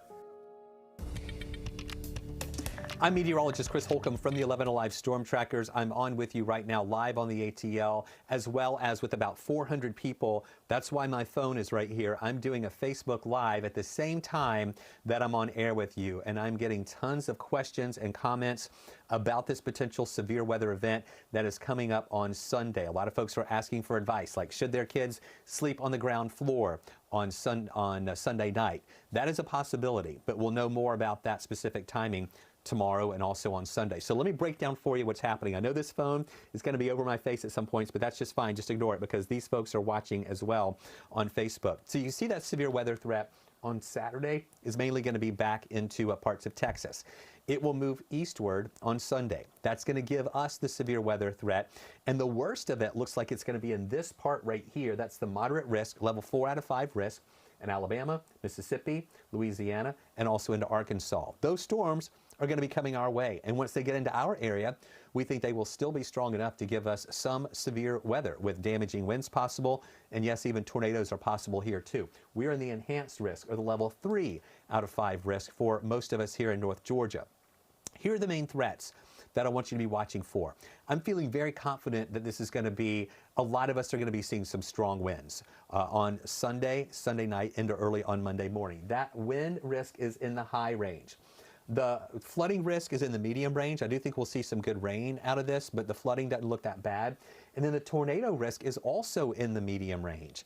Now, this is the first time this year we've had this much of a tornado risk, and this looks like it's going to be the strongest system that we've had so far this year. The hail risk is on the low end. So of all of the modes of severe weather, all of them are possible, but wind is greatest, and then heavy rain and tornadoes are in the moderate risk here. So this is what I want you to do. I want you to make sure that you're able to get alerts on Sunday. The best thing to have is a National Weather Service radio. And if you have one of those, then make sure the counties are programmed in there for your county and the counties around you. Have multiple ways to get warnings. Another way is on your phone, go into the settings and make sure that the WEA alerts are enabled. That's kind of like the same thing when you get an Amber Alert on your phone. This is also for weather alerts. And if your phone, or if you are in the inside of a polygon when a tornado warning is issued, it will alert your phone. Also, download the 11Alive app. I believe we have our QR code. I hope that y'all can pop up on the screen right now.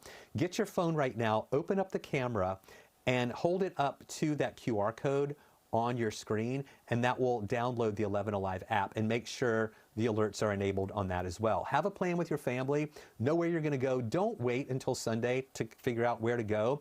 The best thing to do, if you don't have a basement on the lowest floor of your house, pick a centermost part of your home, a hallway, the closet under the stairs, or an interior closet, or a bathroom with no windows. Don't go outside, and don't go into a room with windows. If you do have a basement, the best place to go is in the basement. Here's the timeline, all right? Saturday is going to be fine.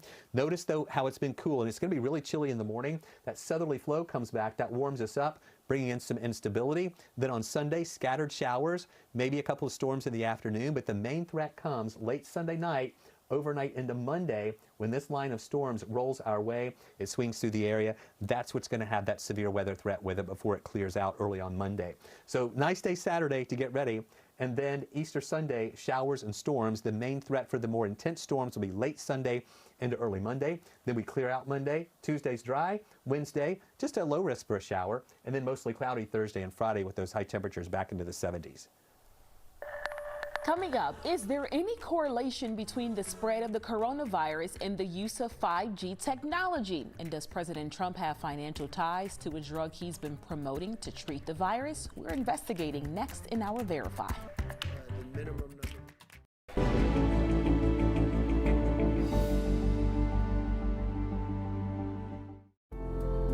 In times of great uncertainty, some things become more clear. The things we take for granted, the people we depend on daily. Here at 11Alive, we'd like to say thank you. First responders, medical staff, sanitation workers, truck drivers, postal workers, and every brave Georgian doing their part to make a difference. We see you, we hear you, and we appreciate all that you do. Let's start with a viral message going around. Quote, vast majority of people who died had ibuprofen Advil in their system. This message is fake. We just bought 20 dust masks for $97. Are you doing this to help people, or are you doing this to make money, or both? Both. Take this email sent to the Verify team. Is it safe to have your house cleaned by outside workers? The best practice is to limit guests to emergencies only.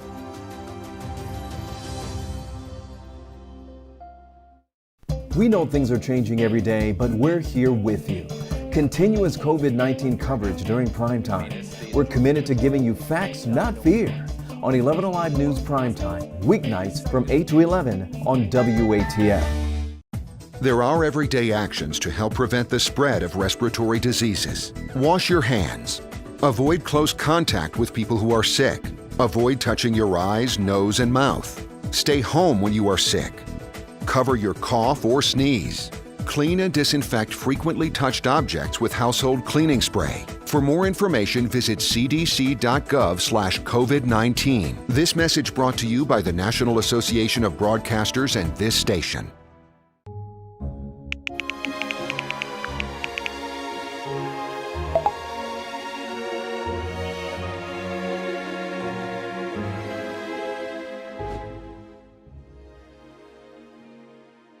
Today at noon on 11Alive. We are seeing that lack of smell or altered taste can be a symptom. We answer your coronavirus-related medical questions. Because 11Alive is where Atlanta speaks. Televised newscasts not enough for you? Get even more at 11Alive's YouTube channel, where you'll find uncut interviews, extended body cam footage, live. The spread of the coronavirus is also leading to a massive spread of disinformation online. We've had our Verify team working around the clock to break down claims and rumors. Our Jason Puckett joins us now, breaking down the biggest claims we've seen this week. Thanks to everyone sending us questions throughout the week. It really helps us spot what are viral claims and rumors and break down what's really going on. Here are some of the most shared ones this week. First up, posts linking the spread of COVID-19 to the spread of 5G technology. These claims grew a lot after Woody Harrelson posted them. Basically, they claim that Wuhan, China, where COVID-19 was first reported, is also China's first 5G smart city, and that the virus only got more severe as more 5G towers became active. This is false. Wuhan, China wasn't the only 5G smart city in China, and they didn't start turning on more 5G as the virus spread. They've been installing towers since February 2018, 2 years ago, and they actually halted construction because of the quarantine. Also, the idea really falls apart in other areas. Iran and France, for instance, have some of the highest COVID-19 numbers worldwide, and neither country has any 5G tech yet. South Korea, on the other hand, has relatively low COVID-19 cases, and they have a lot of 5G tech already installed. Bottom line, there's no connection between 5G cell signals and COVID-19. Remember, 5G is just the 5th generation of wireless cellular tech. It does use newer technology to deliver faster signals, but it's still using similar radio frequencies to the ones in 4G, 3G, all the way back to 1G. Oh, and credit where credit's due. Woody Harrelson did go on to delete those posts. Claim 2, that President Trump has stakes in pharmaceutical companies that make hydroxychloroquine. That's a drug for treating lupus and malaria, and Trump has publicly supported more testing to see if it could help COVID-19 patients. So is this a conflict of interest? Will he make money off increased hydroxychloroquine sales? Well, maybe. But this connection is being exaggerated. We dug into Trump's financial disclosure from last year and found that he did have investments in some pharmaceuticals that produced hydroxychloroquine, but there were multiple levels of separation. The investments were a small part of mutual funds that were in turn a small part of family trusts that Trump makes some income off of. But the key here is that he has no control over where the trusts invest money. The filings show that JP Morgan is the trustee on the family trusts and that Trump has, quote, no investment decision authority. So it is true that Trump makes some income from companies producing hydroxychloroquine, but that income is a small part of a family trust that he doesn't make decisions for. Finally, we're revisiting a story we did on March 24th. Viewer Ann P. had asked us about homemade protective masks and whether they worked. Well, at the time, we reported that neither the CDC or WHO recommended using homemade masks. Well, they've both actually changed their stance this week, and we want to update our story as well. The CDC published an article saying that in light of new evidence, the CDC recommends wearing cloth face coverings in public settings where other social distancing measures are difficult to maintain. And in a press conference, WHO Executive Director of Health Emergencies, Dr. Michael Ryan, said, "We can certainly see circumstances in which the use of masks, but homemade or cloth masks at community level, may help in an overall comprehensive response to this disease." Since they've changed their stances, we're changing ours to verify that the WHO and CDC both recognize that homemade masks can be beneficial. Now, it's important to note both organizations still stress that people should avoid trying to buy medical-grade masks. They obviously work better, but they say that hospitals and medical professionals need those supplies right now. Folks, we broke down a lot more claims this week. You can find them on our site. And if you see other claims or questions you want us to look into, send us an email. Coming up, the story of an act of kindness by a man who spent the past few years overcoming challenges himself.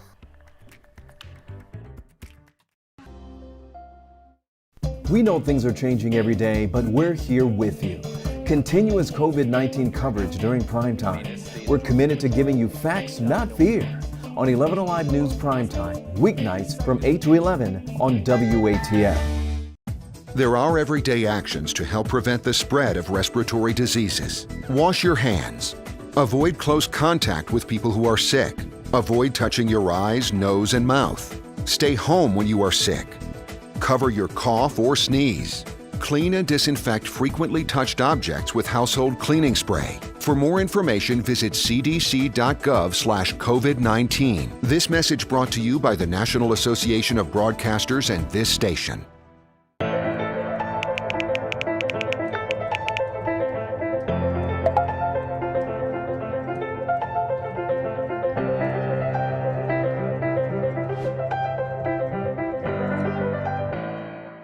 Today at noon on 11Alive. We are seeing that lack of smell or altered taste can be a symptom. We answer your coronavirus-related medical questions. Because 11Alive is where Atlanta speaks. Televised newscasts not enough for you? Get even more at 11Alive's YouTube channel, where you'll find uncut interviews, extended body cam footage, live streams of Atlanta's biggest trials, and more. Subscribe to 11Alive today.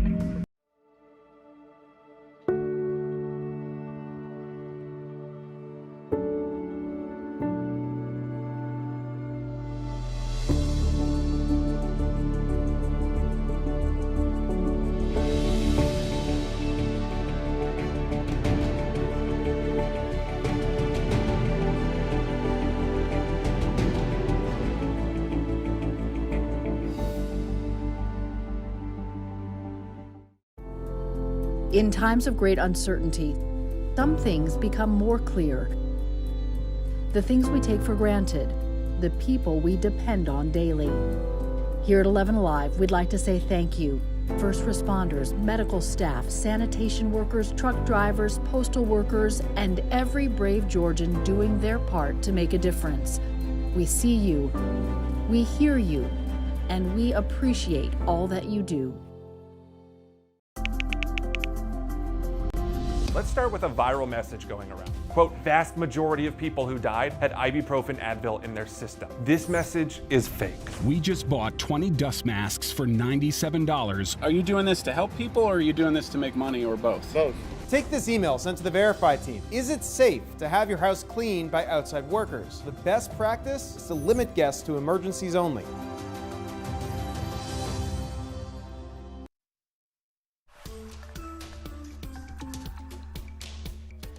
It is surprising that people of color are being more harshly impacted by COVID-19 in the United States. That's what the U.S. Surgeon General said today as he talked about the burden of chronic conditions in communities of color. A study this week from the CDC showed of those people hospitalized in March, 33% were Black, even though African Americans accounted for just 18% of the population in the state's study. The Surgeon General Adams says that it is important to understand the factors involved. Social distancing and teleworking we know are critical, and you've heard Dr. Birx and Dr. Fauci talk about how they prevent the spread of coronavirus. Yet only 1 in 5 African Americans and 1 in 6 Hispanics has a job that lets them work from home. People of color are more likely to live in densely packed areas and in multi-generational housing situations, which create higher risk for spread of a highly contagious disease like COVID-19. We tell people to wash their hands, but a study showed 30% of the homes on Navajo Nation don't have running water. So how are they going to do that? In summary, people of color experience both more likely exposure to COVID-19 and increased complications from it. He said he wants to make it clear that people of color are not biologically or genetically predisposed to getting COVID-19. He says the White House is working on a way to reach communities and help them, although he didn't give specifics on that. In Georgia, we still need more information about how different groups are being impacted. In more than half of the state's COVID-19 cases, the race and ethnicity of the person is unknown. At least 47 long-term care facilities have dealt with a COVID-19 outbreak here in Georgia. Those working inside the communities are the definition of essential workers. Christy Etheridge takes us inside a local assisted living and memory care community to show you what it's been like for them. It's a tough job on a normal day, but a pandemic only makes it harder. Everyone is getting restless. The residents want to want to get out and families want to come in. More than 80 people live at Orchard at Brookhaven. That number split between assisted living and memory care. Every day we take their temperatures and check on them. It was scary because it happened early on. Luckily, that resident recovered at the hospital and after testing negative twice is back in her apartment, and the community has been strict to keep it that way. Here's one of the supervisors, Teresa Bowens. There were some moments where I was like, I don't know what's going on, but we just kind of keep going with it. And I don't want to show fear, because I want the residents to know that everything's going to be okay. At one point, the community locked down completely. The staff slept on site. We slept over, you brought clothing for a couple of days and we just slept in shifts. Last week, the National Guard came in at night to help clean. Most of them were asleep and they cleaned all the common areas. When caring for those living with dementia, there are also other challenges, like meal times. Not everyone can safely eat in their own apartment in isolation. So now there's blue painter's tape on the floor to help staff keep people at least 6 feet apart. And now the Community Relations Director, Ginger King, is sewing fabric masks and testing one out with a clear insert to help with communication. It's hard for them to hear and understand what we're saying because they count on looking at our face and our mouth and our expressions. And since they can't bring in outside vendors for activities and music, they've started their own band called the Rotten Apples. And since families can't visit, they're showing extra love to the people inside. It's like all of us have 1,000 grandparents now that we're loving on. We do the best we can and we stay smiling and we stay upbeat for them because we're not going to let this beat us. You have asked us to keep sharing positive news to remind us all of the many ways people are helping each other right now. Matt Pearl shares the story behind one man's act of kindness after overcoming a difficult past himself. The road alone is a place for thought. Lentravius Gear drives it often. So we're delivering to all the Sam's Club all over the United States. He's a trucker from Hartwell, Georgia, supplying Sam's Clubs during the COVID-19 pandemic. Heading home last week, Gears Road brought a thought that moved hundreds. I was riding, and a thought hit my mind like, these kids are out of school and parents don't have jobs. What could I do? The next day, Gear went live from the drive-thru of a Little Caesars. Got me working today. Where he paid Here you go, man. For 100 pizzas. Got 96 more, 4 gone. Y'all better pull up. I'm from a place where there's no opportunity at all. Most that did pull up, I knew them, and I kind of knew their situation.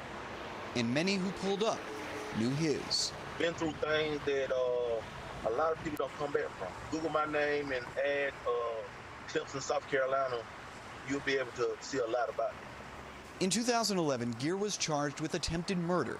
He was stopped for speeding and fired shots at an officer, then fled in his car and later on foot. No one was injured.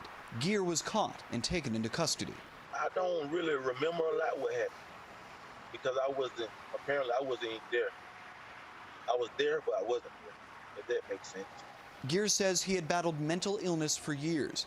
He was found incompetent to stand trial, but he served 19 months in jail and underwent treatment that he says helped him take control of his condition.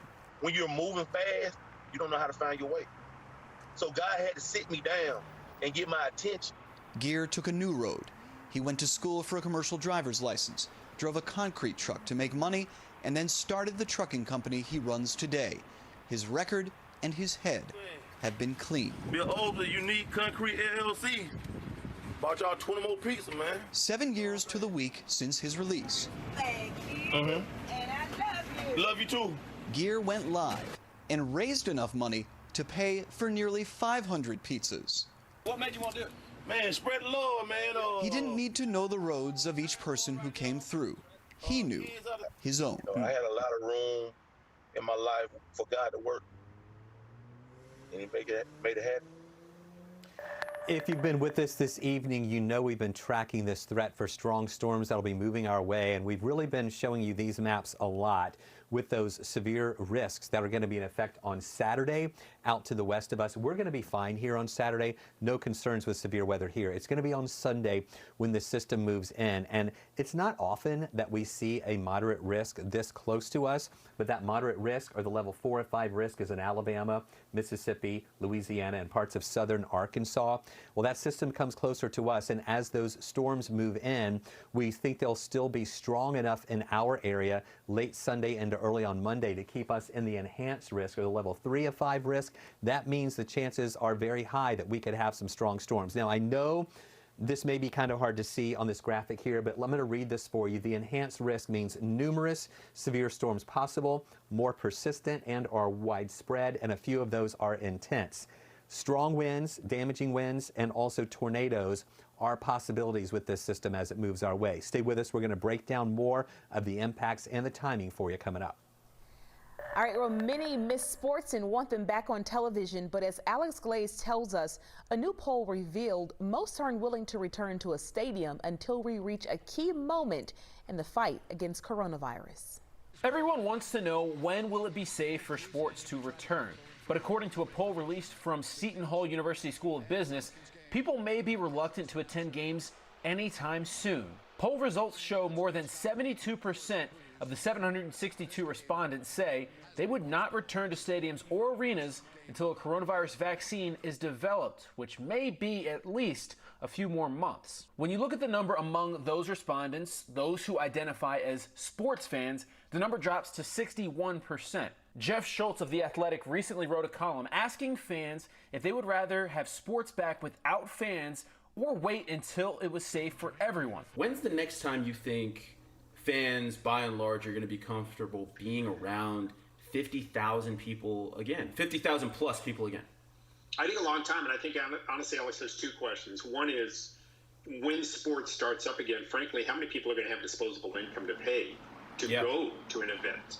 I think that's going to be the first question, and then the second, like because of economics, and the second part of it, yes, is when are you going to be confident again? I think that's an individual question. I think it's going to be a while. Since the population of Seton Hall survey was so small, I took to Twitter to find out if people would attend sporting events before a vaccine was available. The poll results show most people would. Waiting for your stimulus check, we'll let you know how you can use the United States Postal Service to figure out when your check should arrive.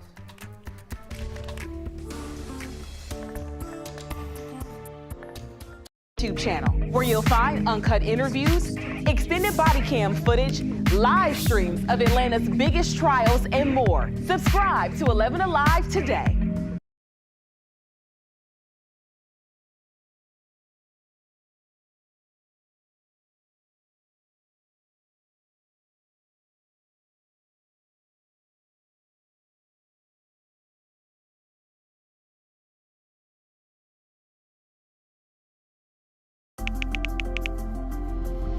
Let's start with a viral message going around. Quote, vast majority of people who died had ibuprofen Advil in their system. This message is fake. We just bought 20 dust masks for $97. Are you doing this to help people, or are you doing this to make money, or both? Both. Take this email sent to the Verify team. Is it safe to have your house cleaned by outside workers? The best practice is to limit guests to emergencies only.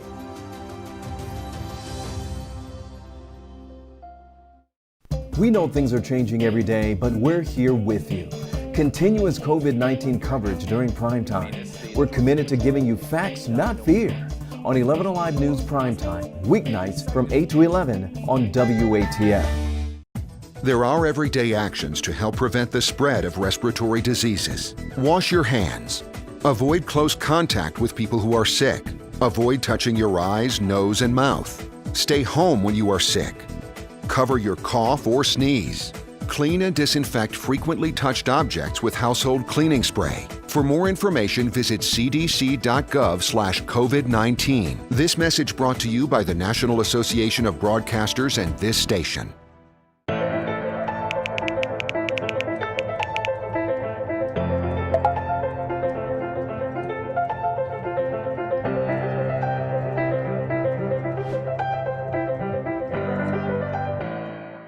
Today at noon on 11Alive.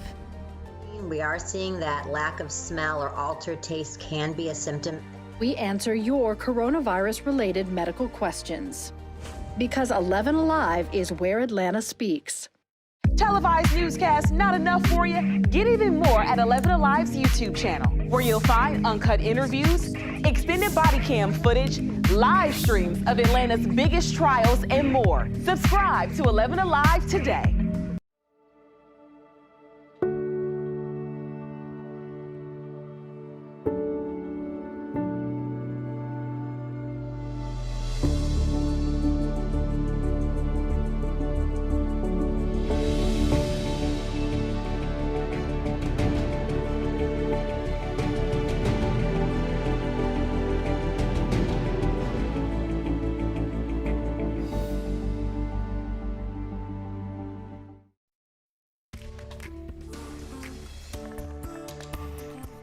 So if you are waiting on your federal stimulus payment, you may want to keep an eye on your mailbox for another important notice. Starting this month, the IRS will be sending letters to stimulus recipients. The goal is to prevent fraud. The agency says the letter should arrive within 15 days after the payment. It will describe how the money was made and tell you what to do if you did not get the money. The unemployment numbers resulting from the coronavirus are staggering. The White House authorized a massive stimulus plan, but many are worried about one major thing: healthcare. Our sister station in Washington, D.C. has more for us tonight. Left out of that $2 trillion economic stimulus package passed by Congress a week ago, money to help millions of newly unemployed Americans keep their health care coverage, like Kendrick Wilson in Odenton, Maryland, a glass and metal worker who says he recently lost his job as a result of cutbacks due to coronavirus. And just like his coworkers, that means his health care coverage will soon be gone too. But any of them that lose health insurance, I'd say 95% of them won't be able to afford COBRA. COBRA is the federal law that requires employers to let you hold on to your health insurance when you're laid off. But here's the catch. You have to pay the entire cost of the plan, including your employer's portion, to maintain the same level of benefits you had before you lost your job. And that can be prohibitively expensive, $1,000 a month or more, depending on the size of your family. Why was this not a part of that last economic stimulus bill? Well, it should have been, but it just didn't make it. Virginia Congressman Bobby Scott is one of the lawmakers pushing to fix that, part of a group of Democrats who have called for 100% coverage of COBRA costs during the pandemic to be included in the next round of economic stimulus now being debated in Congress. The idea has yet to receive widespread public support from Republicans, possibly because with millions filing for unemployment and the numbers rising every day, right now, no one knows how much this is going to cost. But, I think there is a sense of urgency that if people are losing their jobs, losing their insurance, sometimes you just have to do it. You guys need help right now. We need help, and we need it bad. Stimulus checks are on the minds of many Americans. Scammers are taking advantage of the confusion surrounding the checks and when they will come. So how can you tell when something is a scam? Our Verify team breaks it down. Times are really tough for a lot of people right now. And that's why it's no surprise that there are a lot of folks talking about those stimulus checks online. But here on the Verify team, we've started to notice a troubling trend. People are posting altered images of their bank accounts with the money already in it, often with joke purchases, like this woman who says she bought a tiger, of course a reference to the new Netflix series. Clearly some of this is just for fun, but there's scammers out there too. That's why we've turned to the Federal Trade Commission to bring you 3 tips to spot a scam. Number 1, you likely don't need to do anything. If you filed taxes in the last 2 years, or if you're on Social Security or disability, you should be eligible automatically, so long as your income qualifies. That brings us to number 2. There's no sign up. As the FTC put it, quote, anyone calling to ask for your personal information, like your Social Security number, PayPal account, or bank information, is a scammer. Plain and simple. And tip number 3 is this: only talk with the IRS about direct deposit. You see, people who are getting their money through direct deposit should expect it in their bank accounts in just a couple weeks, maybe even days. But those who are getting it in the mail, well, that could take many weeks, maybe even months. That means a lot of people are looking to sign up for direct deposits right now. But the FTC emphasizes, only do this on the IRS's website. Here's the link, irs.gov/coronavirus.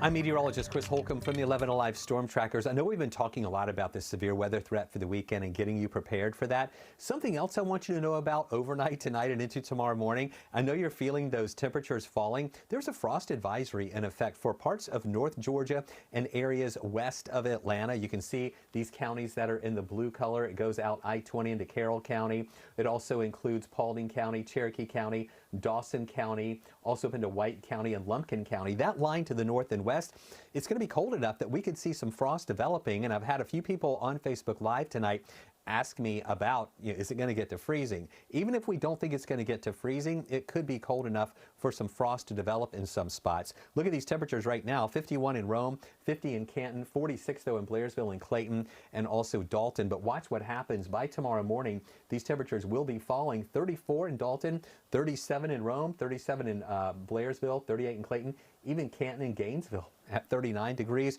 So just be aware of some of that frost developing. If you have some plants out there that you want to protect, maybe go out and put some mulch around them or pine straw around them to help protect them from this. And then once we get to the noontime hour, it's going to start warming up. All right, now let's focus on that severe weather threat. On Saturday, it's to the west, and then on Sunday, it moves closer to us. We have that moderate risk, or excuse me, level 4 or 5 risk out into the Alabama area. And then we have an enhanced risk, or level 3 of 5 risk, over us here in Georgia. And all modes of severe weather are possible. The greatest threat looks like it's going to be potentially some widespread wind damage from these storms that move through. We're going to have some pretty brisk, strong winds with some of these storms. The flood risk is in the medium range. We will have some pretty good rain, but whether it's enough to cause any flooding, that's just kind of a medium. But the tornado risk is also in the medium range. This is the first time this year that we've had a severe weather event that looks this strong and with this risk of tornadoes. And then the hail risk is on the low end. So here's the timeline of what we're going to be watching. Saturday's going to be a great day. So enjoy your day. I know today was a good day too. If you couldn't get out today, get out tomorrow and enjoy it with the sunshine and a chilly start, but then temperatures will be warming up to around 70 in the afternoon. Sunday is the day when we see those changes, starting off with clouds, a few scattered showers early. This part, though, won't be severe. Once we get into the afternoon, there's a chance for a couple of scattered showers still well ahead of that main line. Some of those could have some stronger storms with them, but they won't be really widespread. It's going to be later on Sunday. Here we go at 10:30. You see those storms coming through Alabama and northwest Georgia, moving in late, sweeping through our area most likely overnight, Sunday into early on Monday. And that's the part of that system that has the potential for those strong winds, damaging winds possible, and even tornadoes possible with this system as it continues moving on over to the east. It's going to clear out of here early on Monday, we think, and then dry out for your afternoon Monday and into Tuesday. So Saturday looks good, mostly sunny, 70. Sunday, showers and storms. The timeline for the most intense storms will be late Sunday into early Monday, and then clearing out Monday, looking good Tuesday. Another low rain chance on Wednesday, just a couple of scattered showers possible before we dry out again Thursday and Friday, and temperatures with the mix of sun and clouds back up into the lower 70s. This Easter will most likely feel disappointing for people of faith. Churches closed due to the coronavirus. Family celebrations canceled. 11Alive's Jennifer Bellamy spoke to Pastor Dan Brown of Dunwoody United Methodist, who says we should still celebrate, just in a different way. Then I would encourage people to go ahead and get dressed up. Most churches, I think, right now have an online service. Pastor Dan Brown isn't giving up hope that this Easter can still bring hope to families. He says people of faith should still celebrate just in their homes. Things like Easter egg hunts for kids and family pictures. In a time like this, when everything feels so abnormal, I think it helps to create a sense of normalcy to life. And if Easter is truly a special day, then make it special. Do that even in these unusual times. And Pastor Brown says we all need to make sure we reach out to extended family members through FaceTime and Zoom. And so I think it's particularly important for families to reach out to family members or loved ones or parents or aunts or uncles who are living by themselves, because this is probably hitting them in a way that is more profound than it is for any of the rest of us. Pastor Brown's last tip for making Easter special: make the day about more than just yourself, something someone else did 2,000 years ago. Try to find a way to reach out and to do something nice for someone else. In other words, get beyond yourself, get beyond your own family, and try to do something good for someone who may be struggling. COVID-19 coverage during primetime. We're committed to giving you facts, not fear. On 11Alive News Primetime, weeknights from 8 to 11 on WATF. There are everyday actions to help prevent the spread of respiratory diseases. Wash your hands. Avoid close contact with people who are sick. Avoid touching your eyes, nose, and mouth. Stay home when you are sick. Cover your cough or sneeze. Clean and disinfect frequently touched objects with household cleaning spray. For more information, visit cdc.gov/COVID-19. This message brought to you by the National Association of Broadcasters and this station.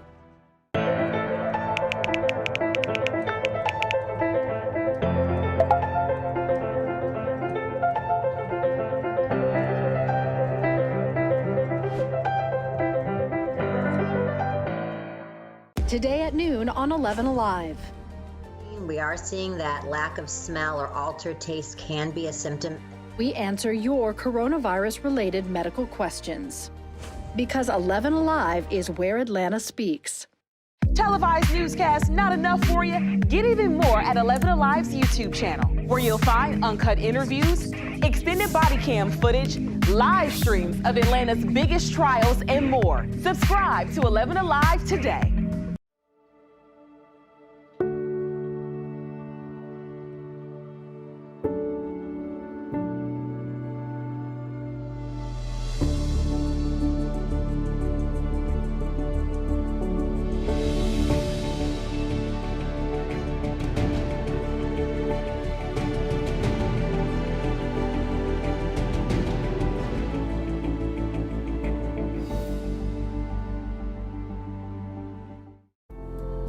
In times of great uncertainty, some things become more clear. The things we take for granted, the people we depend on daily. Here at 11Alive, we'd like to say thank you.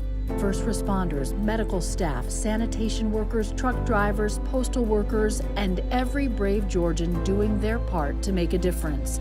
We see you, we hear you, and we appreciate all that you do. Let's start with a viral message going around. Quote, we love hearing about the ways communities and neighbors are pitching in to help, like these special deliveries from the Smyrna Police Department. We are loaded up, good to go, and we are off to make our first delivery. That's Officer Taylor Elliott and Sergeant Lewis Defense making a grocery run for a senior sheltering at home. The department is teaming up with area stores to pick up and deliver food and prescriptions to anyone aged 62 or older. You'll find more information on the As Seen on TV section of the 11Alive app. Thanks for hanging around with us. We got more stories coming up for you after weather. All right, here's another look, Aisha, of that weather before we go here tonight, where it's going to be a chilly start in the morning with temperatures around 41 degrees. We get up to 70 in the afternoon with mostly sunny skies. Sunday is the day with that storm threat. Severe storms are possible, especially late Sunday into early Monday. We clear out on Monday, and then we're dry Tuesday with another low rain chance Wednesday, dry again on Thursday and Friday. Stay with us. We have much more information on that storm threat for you coming up as we continue our coverage right here on Primetime. All right, thanks, Chris. We'll see you on Uplifting on our sister station, 11Alive. But stick around. We do have more weather coming up. Chris is going to continue to track that threat on Primetime. Coming up at 10, Jeff is joining us next. More news in Primetime rolls on. Stick around.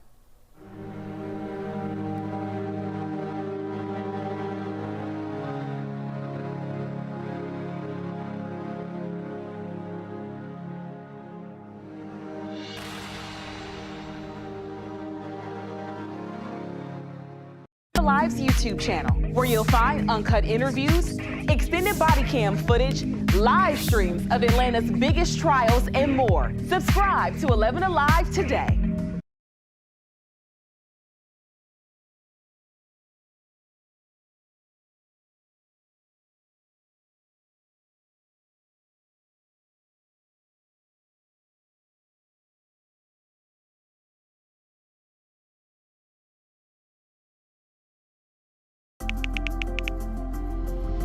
Let's start with a viral message going around. Quote, vast majority of people who died had ibuprofen Advil in their system. This message is fake. We just bought 20 dust masks for $97. Are you doing this to help people or are you doing this to make money or both? Both. Take this email sent to the Verify team. Is it safe to have your house cleaned by outside workers? The best practice is to limit guests to emergencies only.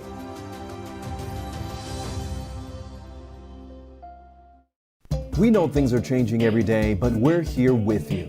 Continuous COVID-19 coverage during primetime. We're committed to giving you facts, not fear. On 11Alive News Primetime, weeknights from 8 to 11 on WATF.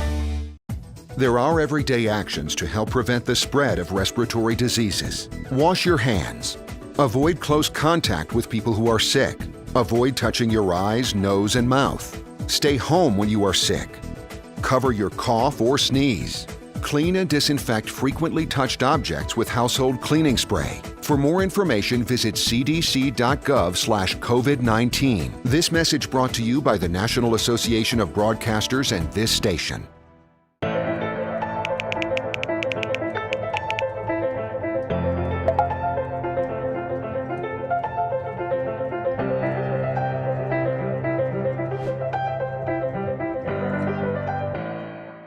Today at noon on 11Alive. We are seeing that lack of smell or altered taste can be a symptom. We answer your coronavirus-related medical questions. Because 11Alive is where Atlanta speaks. Televised newscasts not enough for you? Get even more at 11Alive's YouTube channel, where you'll find uncut interviews, extended body cam footage, live streams of Atlanta's biggest trials, and more. Subscribe to 11Alive today.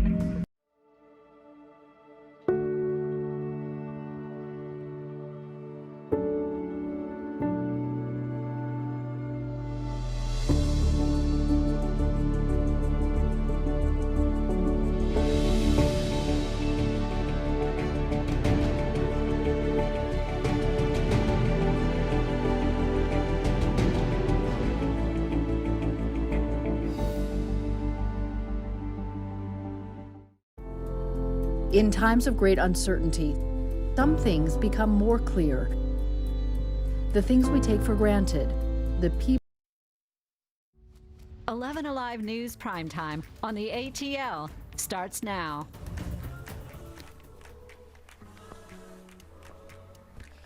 New at 10, President Trump says he is creating a council to reopen the economy. The sticking point one small business owner has with that strategy. And keeping the faith in a time of crisis, the messages of hope from some religious groups just in time for Easter weekend.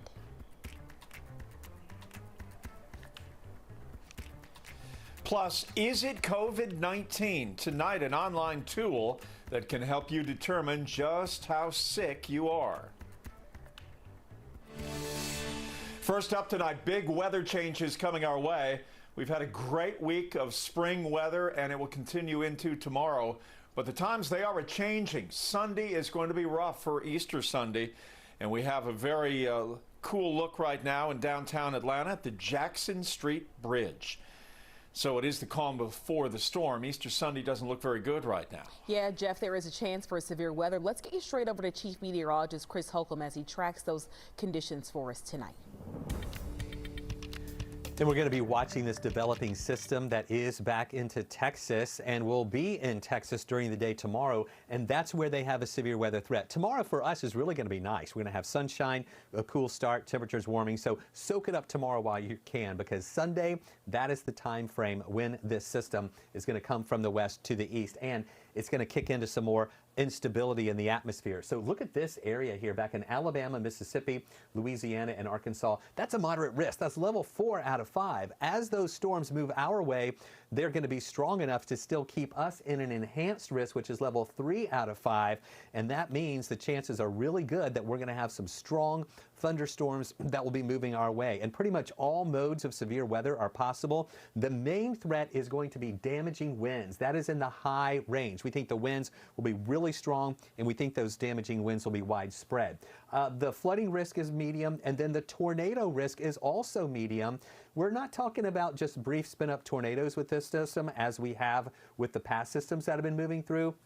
We could have some long track tornadoes that could be strong as this system moves our way, and then the hail risk is on the low end. Stay with us.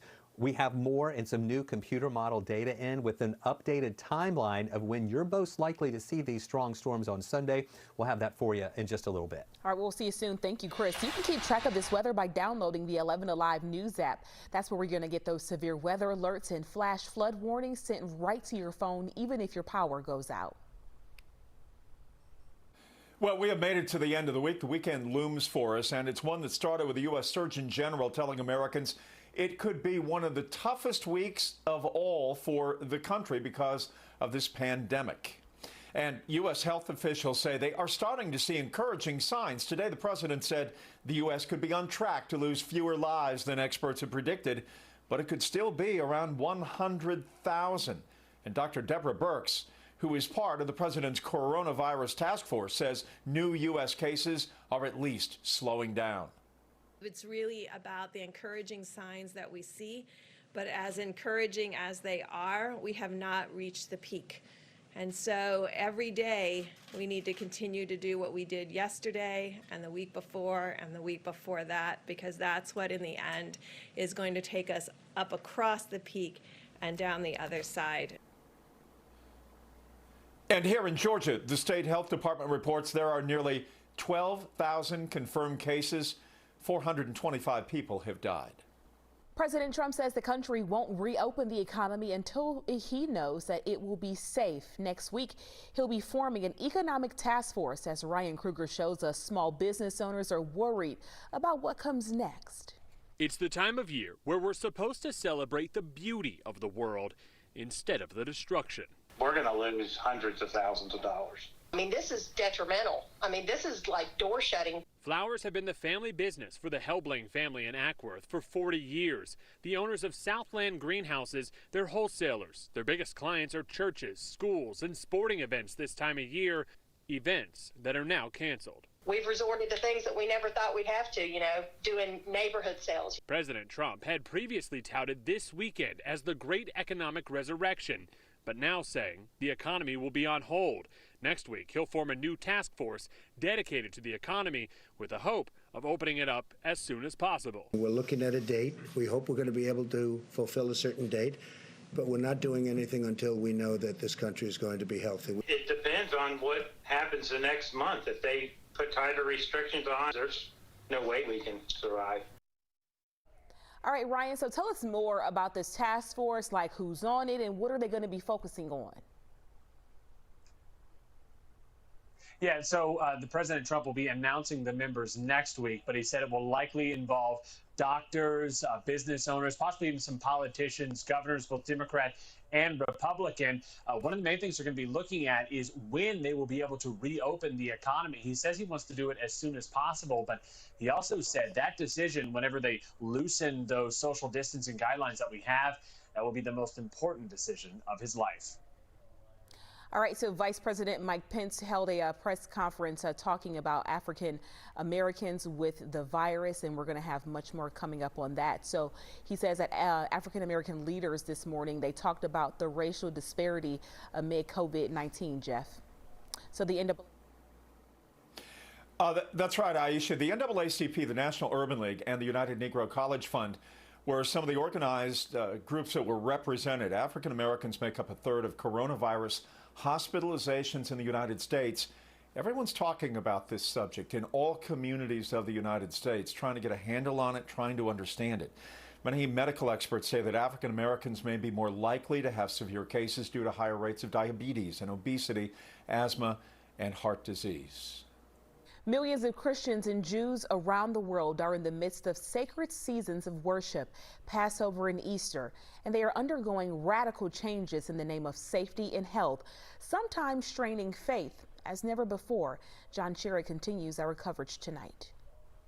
Voices of faith tested in crisis. We turn to God in times of crisis. Atlanta Rabbi Albert Slomovitz, founder of the Jewish Christian Discovery Center, says, of course, the virtual Passover Seder meal is just not the same. But faith, he says, for people in crisis in this pandemic can transcend a temporary loss of traditions and heal the worst wounds. Number one, we acknowledge the pain. Then we want to turn to family and friends and say, please support me, please be with me. And of course, our faith in God is part of that process. This was Easter 2019 at New Birth Missionary Baptist Church in DeKalb County. Dr. Jamal Bryant leading now Saturday food distributions for people in need and suggesting to everyone surrounded by crisis, take a moment on Sunday in faith to celebrate. There was nothing stopping you from dressing up at home, having your own Easter celebration, and through streaming churches like New Birth,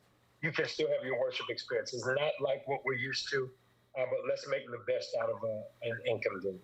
Aletha Lanier, a member of Impact Church in East Point, wanted to share this screen grab of a Zoom prayer meeting, one way she seeks to connect and stay strong. Everything is different about this Easter experience. She has lost extended family members to COVID-19. Can the Easter message of hope sustain her now? You have to have faith even in the times of adversity. So that is what is getting me and my family through. Voices of faith tested, voices of hope.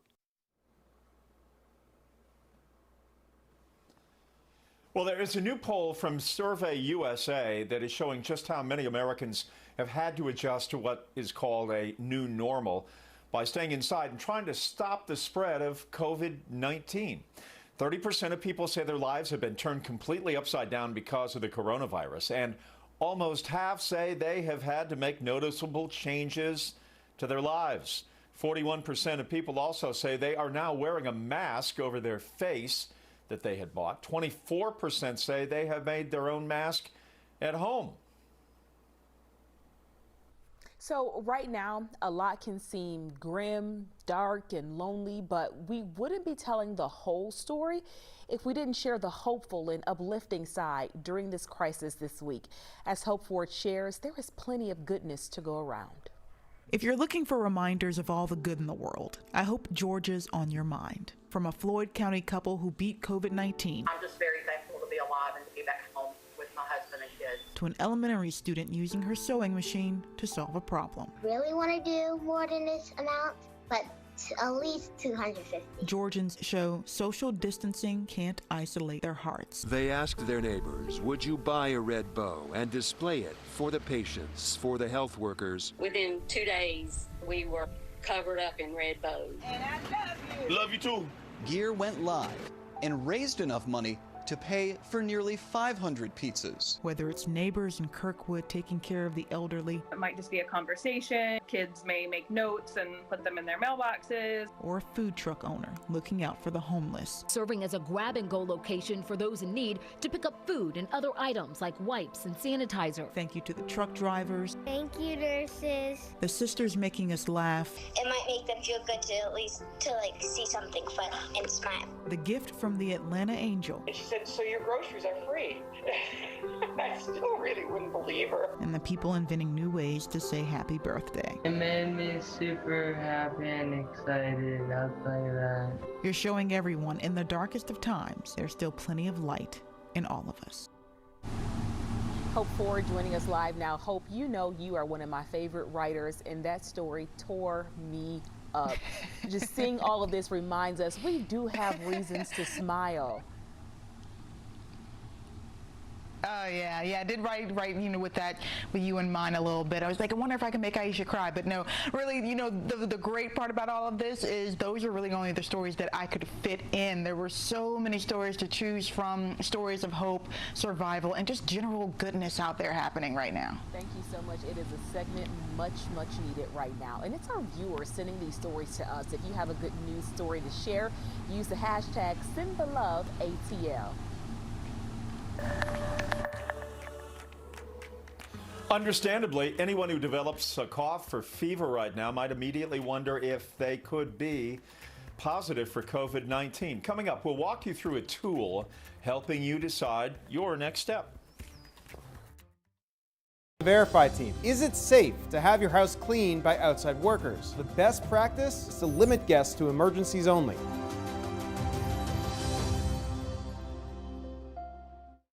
We know things are changing every day, but we're here with you. Continuous COVID-19 coverage during primetime. We're committed to giving you facts, not fear. On 11Alive News Primetime, weeknights from 8 to 11 on WATF. There are everyday actions to help prevent the spread of respiratory diseases. Wash your hands. Avoid close contact with people who are sick. Avoid touching your eyes, nose, and mouth. Stay home when you are sick. Cover your cough or sneeze. Clean and disinfect frequently touched objects with household cleaning spray. For more information, visit cdc.gov/COVID-19. This message brought to you by the National Association of Broadcasters and this station.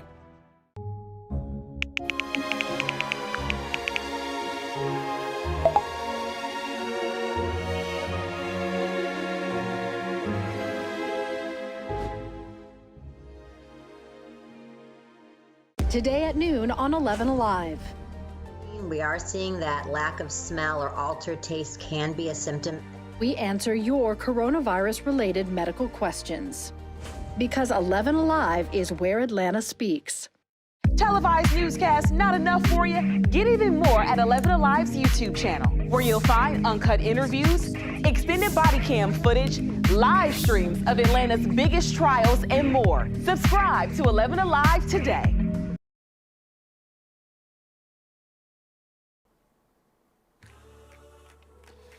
A tool designed to help you figure out when to stay home and when to call your doctor could also help hospitals figure out if a patient wave of COVID-19 might hit them. Now, Reveal investigator Rebecca Lindstrom takes a closer look at this technology and who is using it.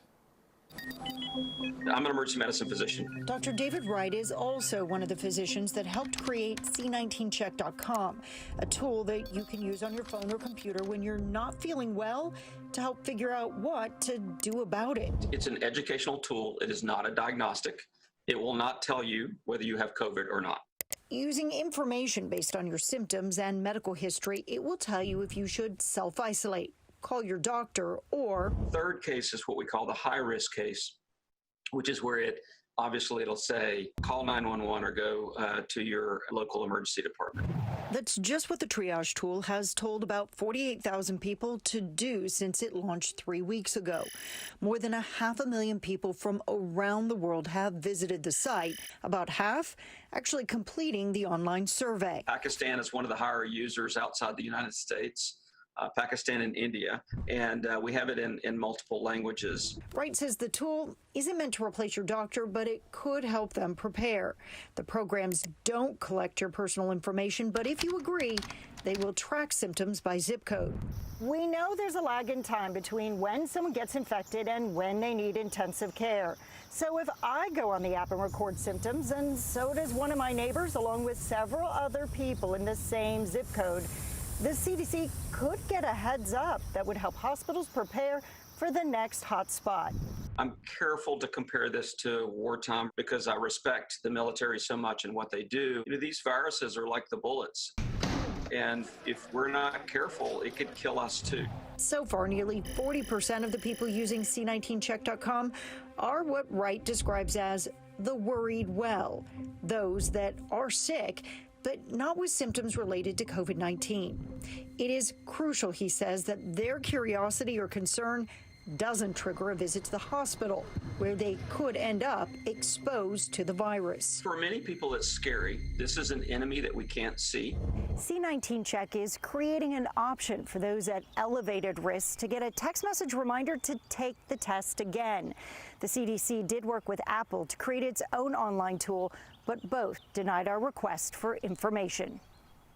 Airbnb is stepping up to help ease the pandemic. The company has a new program to make 100,000 homes available to healthcare providers as they continue to work around the clock. An Airbnb executive says the idea for frontline stays came from the hosts themselves.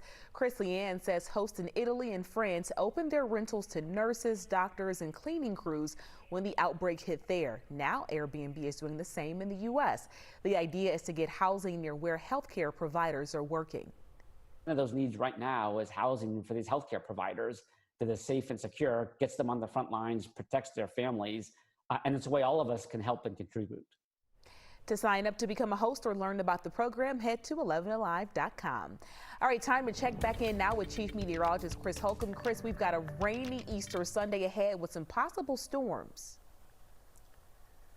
Exactly right. So try to soak up your Saturday because that's going to be the good day. Now, I do want you to also be aware that Saturday morning is going to be on the cold side. It's going to be really chilly out there. There's a frost advisory in effect, not for us here in Atlanta, but for these counties north and west of the city. All these counties that you see in blue, we could see some patchy frost developing. Now, we don't think that temperatures will get to freezing, but we do think that in these areas it'll drop down into the 30s, and that could be cold enough for some of that patchy frost to develop. So if you can tonight, if you have time, get outside in those areas. And if you're concerned about any of your vegetables that are coming up or any new blooms or anything, put some mulch around them or some pine straw. That'll help to protect them. Right now we're 54. We have lower 40s though in Blairsville, mid 40s in Clayton, also mid 40s in Canton.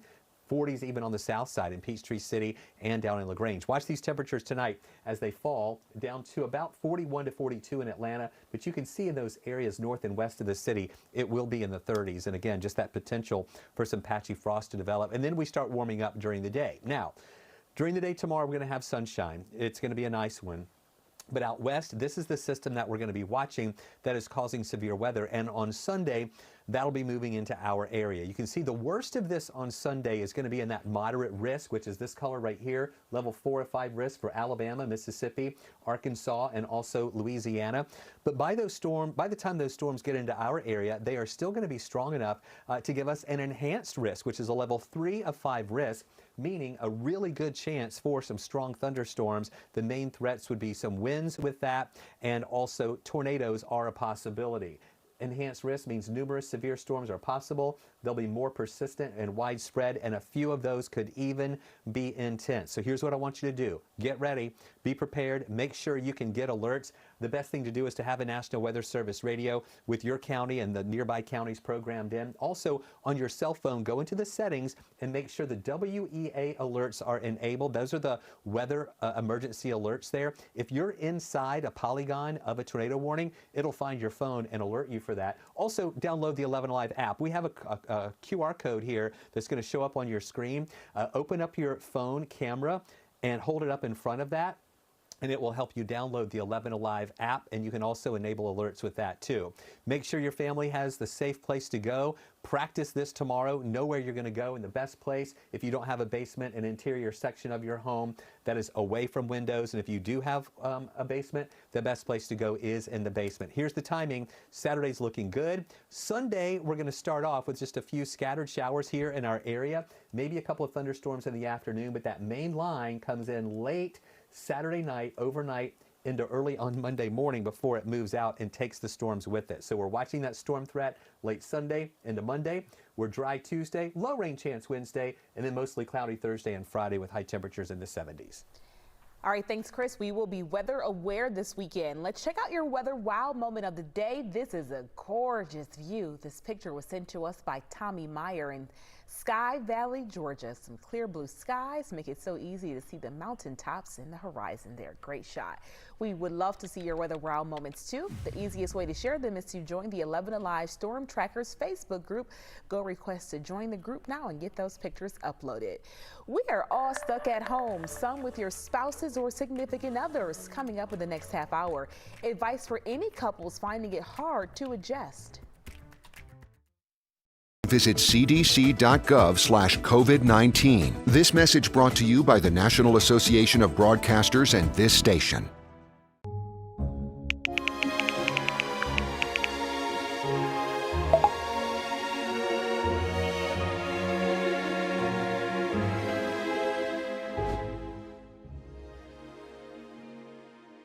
Today at noon on 11Alive.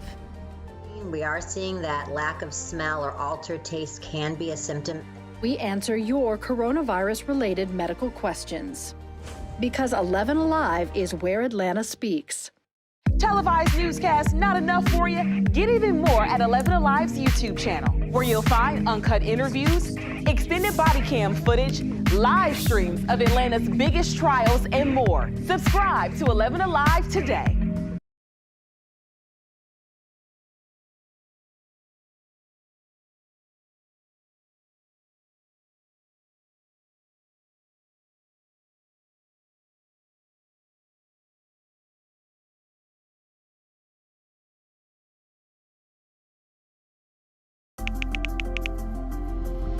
Let's start with a viral message going around. Quote, vast majority of people who died had ibuprofen Advil in their system. This message is fake. We just bought 20 dust masks for $97. Are you doing this to help people, or are you doing this to make money, or both? Both. Take this email sent to the Verify team. Is it safe to have your house cleaned by outside workers? The best practice is to limit guests to emergencies only.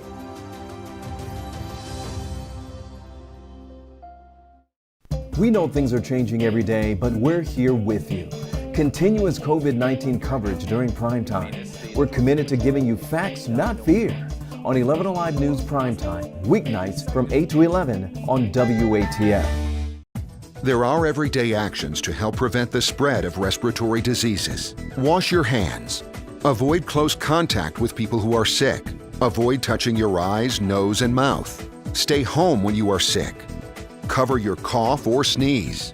Clean and disinfect frequently touched objects with household cleaning spray. For more information, visit cdc.gov/COVID-19. This message brought to you by the National Association of Broadcasters and this station.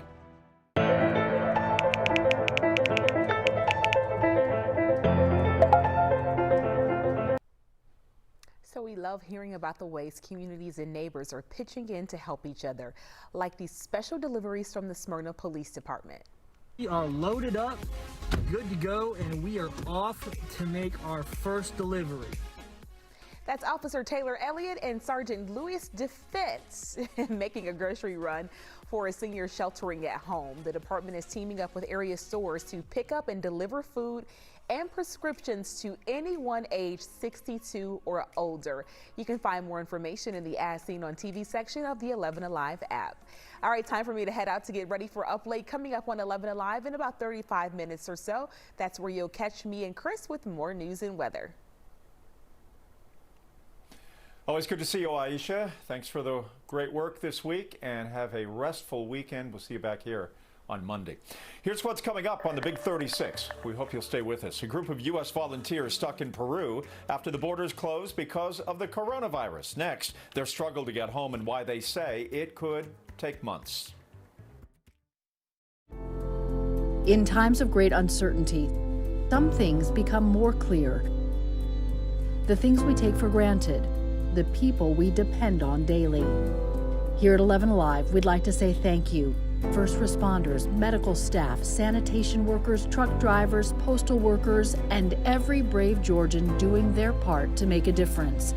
We see you, we hear you, and we appreciate all that you do. Let's start with a viral message going around. Quote, vast majority of people who died had ibuprofen Advil in their system. This message is fake. We just bought 20 dust masks for $97. Are you doing this to help people, or are you doing this to make money, or both? Both. Take this email sent to the Verify team. Is it safe to have your house cleaned by outside workers? The best practice is to limit guests to emergencies only.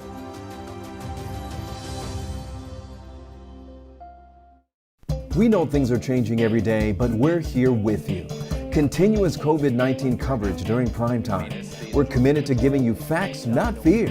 On 11Alive News Primetime, weeknights from 8 to 11 on WATF. There are everyday actions to help prevent the spread of respiratory diseases. Wash your hands. Avoid close contact with people who are sick. Avoid touching your eyes, nose, and mouth. Stay home when you are sick. Cover your cough or sneeze. Clean and disinfect frequently touched objects with household cleaning spray. For more information, visit cdc.gov/COVID-19. This message brought to you by the National Association of Broadcasters and this station.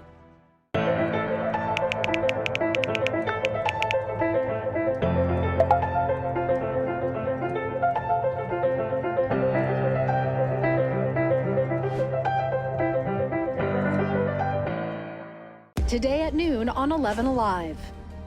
We are seeing that lack of smell or altered taste can be a symptom. We answer your coronavirus-related medical questions. Because 11Alive is where Atlanta speaks. Televised newscasts not enough for you? Get even more at 11Alive's YouTube channel, where you'll find uncut interviews, extended body cam footage, live streams of Atlanta's biggest trials, and more. Subscribe to 11Alive today.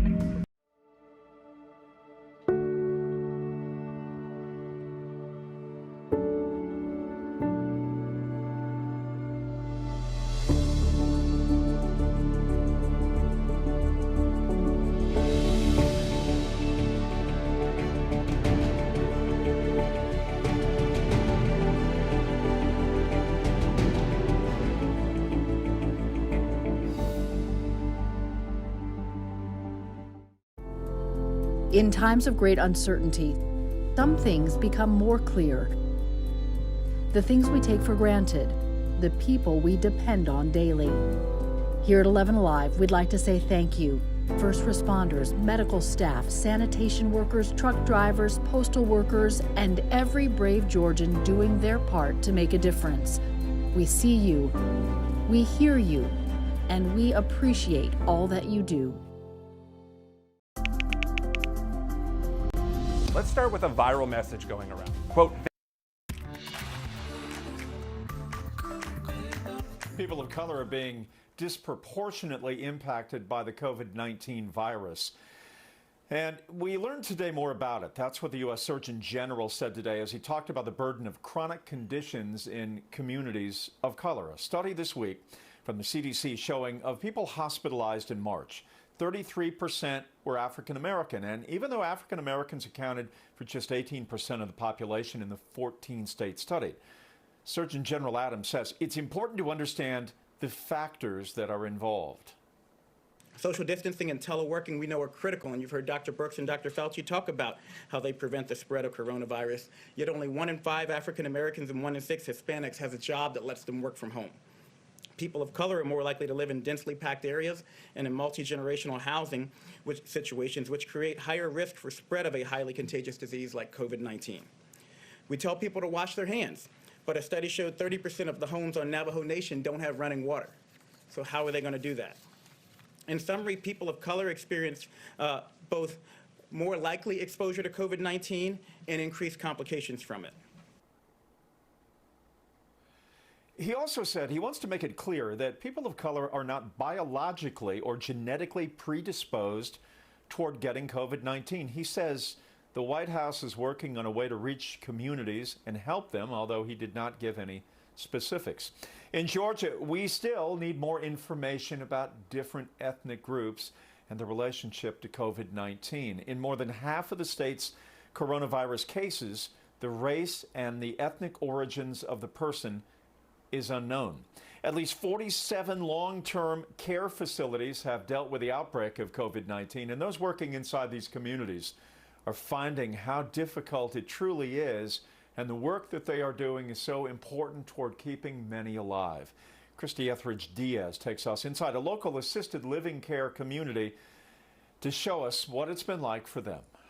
It's a tough job on a normal day, but a pandemic only makes it harder. Everyone is getting restless. The residents want to get out, and families want to come in. More than 80 people live at Orchard at Brookhaven. That number split between assisted living and memory care. Every day we take their temperatures and check on them. It was scary because it happened early on. Luckily, that resident recovered at the hospital, and after testing negative twice, is back in her apartment, and the community has been strict to keep it that way. Here's one of the supervisors, Teresa Bowens. There were some moments where I was like, I don't know what's going on, but we just kind of keep going with it. And I don't want to show fear, because I want the residents to know that everything's going to be okay. At one point, the community locked down completely. The staff slept on site. We slept over, you brought clothing for a couple of days, and we just slept in shifts. Last week, the National Guard came in at night to help clean. Most of them were asleep, and they cleaned all the common areas. When caring for those living with dementia, there are also other challenges, like meal times. Not everyone can safely eat in their own apartment in isolation. So now there's blue painter's tape on the floor to help staff keep people at least 6 feet apart. And now the Community Relations Director, Ginger King, is sewing fabric masks and testing one out with a clear insert to help with communication.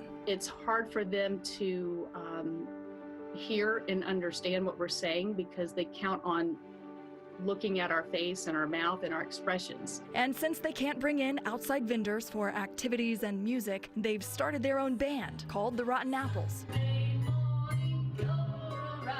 And since families can't visit, they're showing extra love to the people inside. It's like all of us have 1,000 grandparents now that we're loving on. We do the best we can, and we stay smiling and we stay upbeat for them because we're not going to let this beat us.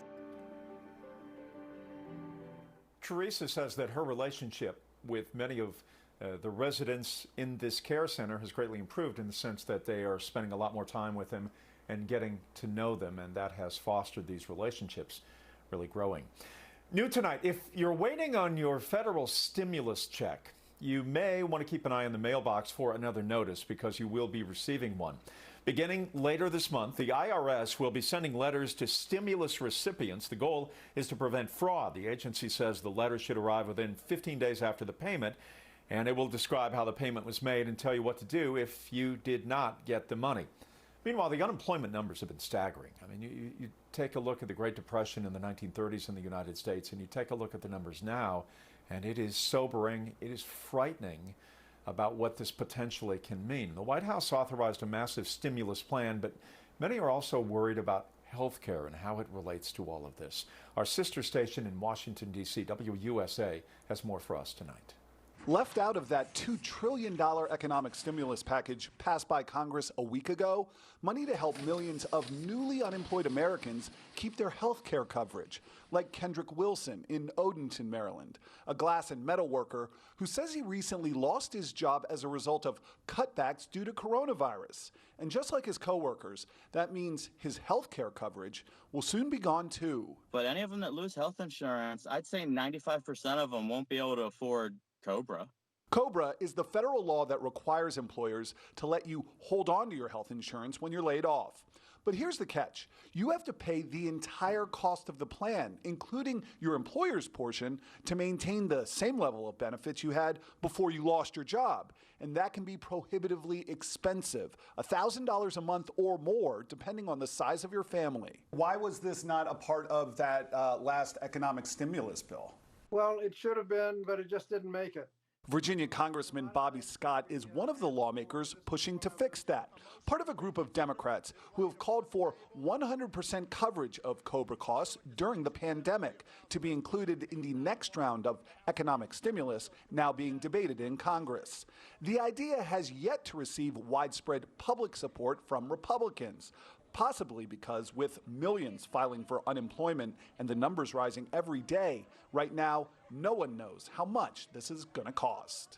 But, I think there is a sense of urgency that if people are losing their jobs, losing their insurance, sometimes you just have to do it.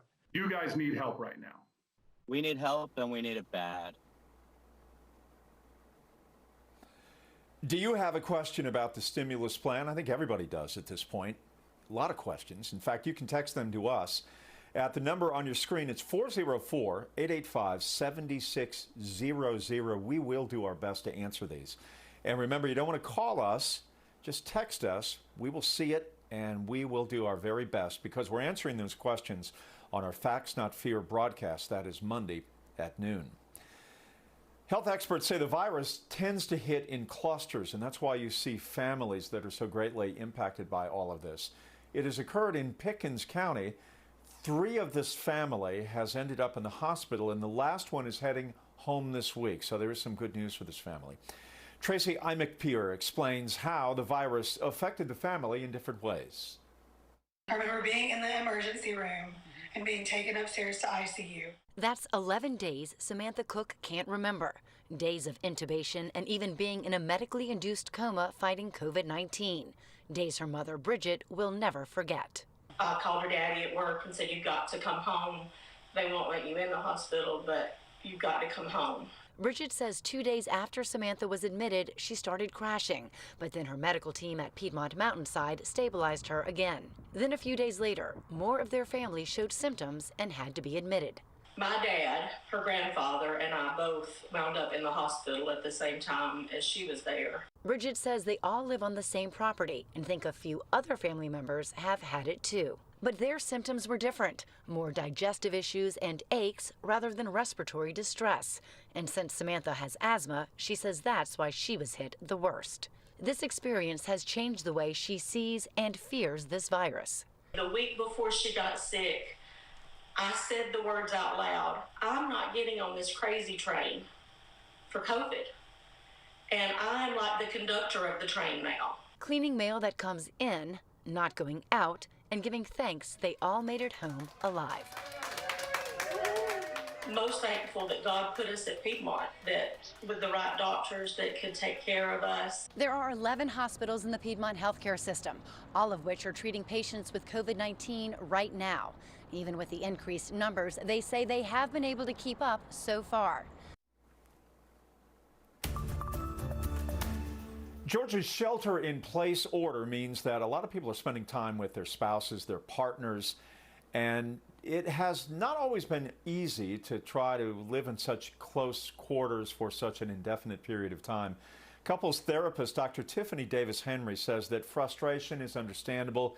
You just gotta kind of roll with the flow. Our previous way of living, you have an argument with your partner, you're able to get up the next morning, go to work, you process throughout the day. But what happens now is you're stuck in the house with that person. There is nowhere else to go. There is nothing else to divert your attention. So you don't have that away time, that break time. Dr. Henry says you can spend this time strengthening relationships and ultimately growing as a couple. And I really will challenge couples to see it as an opportunity to start letting your guard down and letting your partner in, letting them help you, and also being a help to your partner.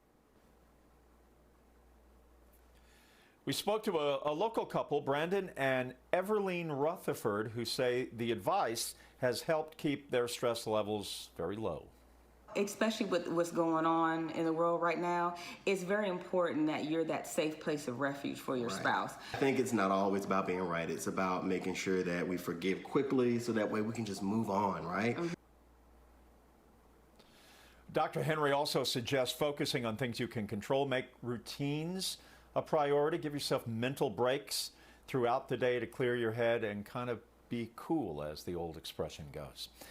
Google and Apple are teaming up to build a voluntary contact tracing network. People report if they have had COVID-19, and then the system will alert people who were in close contact with them. The app uses Bluetooth proximity data from their smartphones.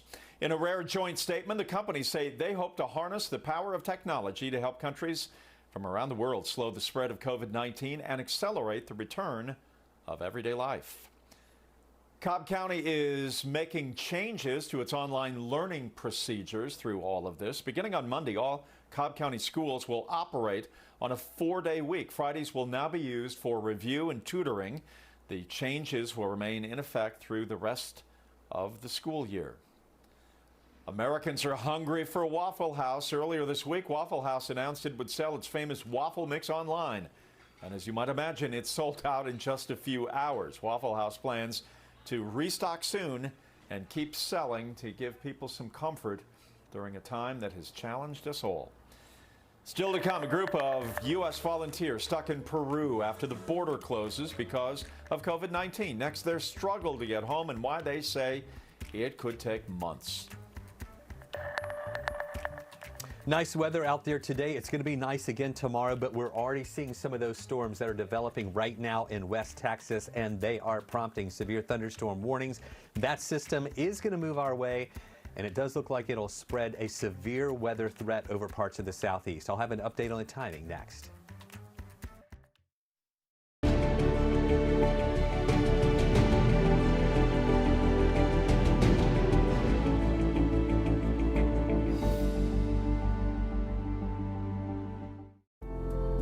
In times of great uncertainty, some things become more clear.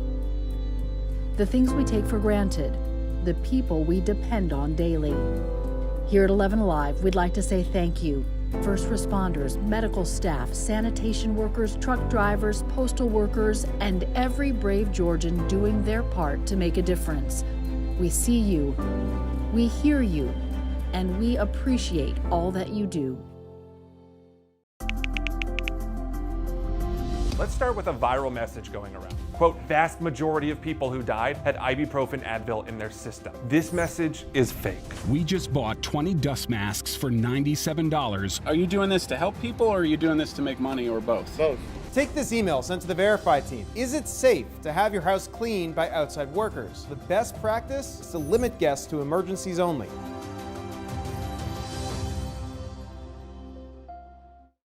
We know things are changing every day, but we're here with you. Continuous COVID-19 coverage during Primetime. We're committed to giving you facts, not fear. On 11Alive News Primetime, weeknights from 8 to 11 on WATF. There are everyday actions to help prevent the spread of respiratory diseases. Wash your hands. Avoid close contact with people who are sick. Avoid touching your eyes, nose, and mouth. Stay home when you are sick. Cover your cough or sneeze. Clean and disinfect frequently touched objects with household cleaning spray. For more information, visit cdc.gov/COVID-19. This message brought to you by the National Association of Broadcasters and this station.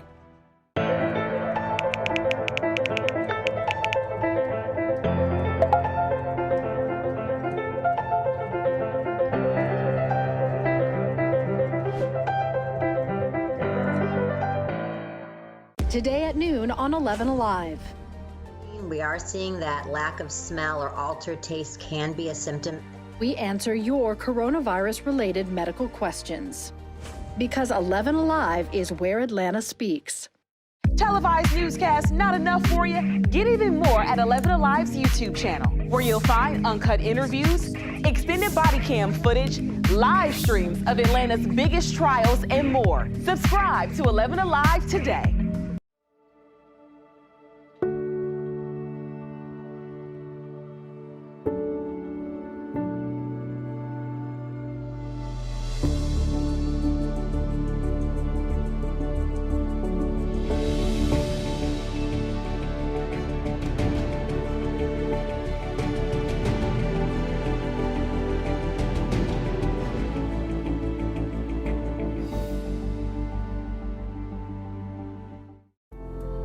In times of great uncertainty, some things become more clear.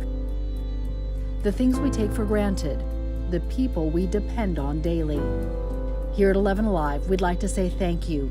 First responders, medical staff, sanitation workers, truck drivers, postal workers, and every brave Georgian doing their part to make a difference.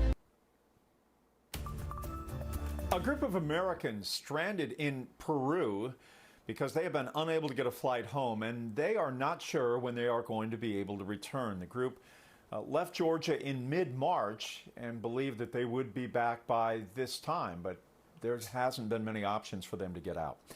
They told our Caitlin Ross they are committed to stay and help people in Peru, Peru, no matter how long it may take. The morale when you're out on the street is very somber. Jason Armstrong heads up the Something New organization from Atlanta and has been in Peru since early March supporting a group of Venezuelan refugees. He says day by day, the conditions there are getting worse. We're starting to see signs of people, becoming desperate. Dr. Laura Makaroff was one of the few volunteers to get on a State Department flight back to Atlanta, but says she wasn't sure she was going to get out. And the borders closed unexpectedly. So Peru took this very seriously very early on. So land, water, air, all the borders closed. She says the quarantine there is much more strict than that here. On Mondays, Wednesdays, and Fridays, men can leave the home. And on Tuesdays, Thursdays, and Saturdays, women can leave the home. And on Sundays, nobody can leave the home. The volunteers are living in 2 houses in Peru, supporting 70 refugees. The 24 Atlantans still there say they contact the State Department every day. We have not been contacted with a flight yet, even though that's been promised several times. And when we've seen the increasingly difficult circumstances around, it has really made us feel the need to actually be here more. Some of the volunteers have chosen to stay there, even if they do get a flight home. The reality that we could be here for months, and I think to your point, the unknown is the unsettling factor. But they want to see it through. And through the hard times, that just perhaps there would be some hope that we could come out stronger and more connected. Well, as of Wednesday, the U.S. State Department had helped bring home more than 6,000 Americans, according to the embassy in Lima. But as you have heard from this group, they're still stranded, and they simply don't have a sense of when the American government can help get them out. We'll have to see how COVID-19 plays out in this country and, for that matter, around the world. We've talked to nurses from 3 different hospitals who say that they are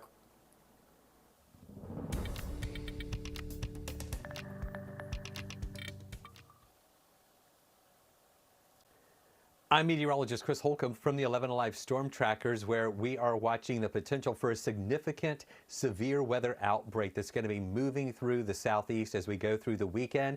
The main area of severe weather tomorrow is going to be well out to the west over into Texas, and you can see the slight and enhanced risk out into Texas. This is going to be moving our way. Tomorrow's weather for us, it's going to be good. We're going to see sunshine. We have a chilly start in the morning. We mentioned earlier that frost advisory for parts of north and west Georgia.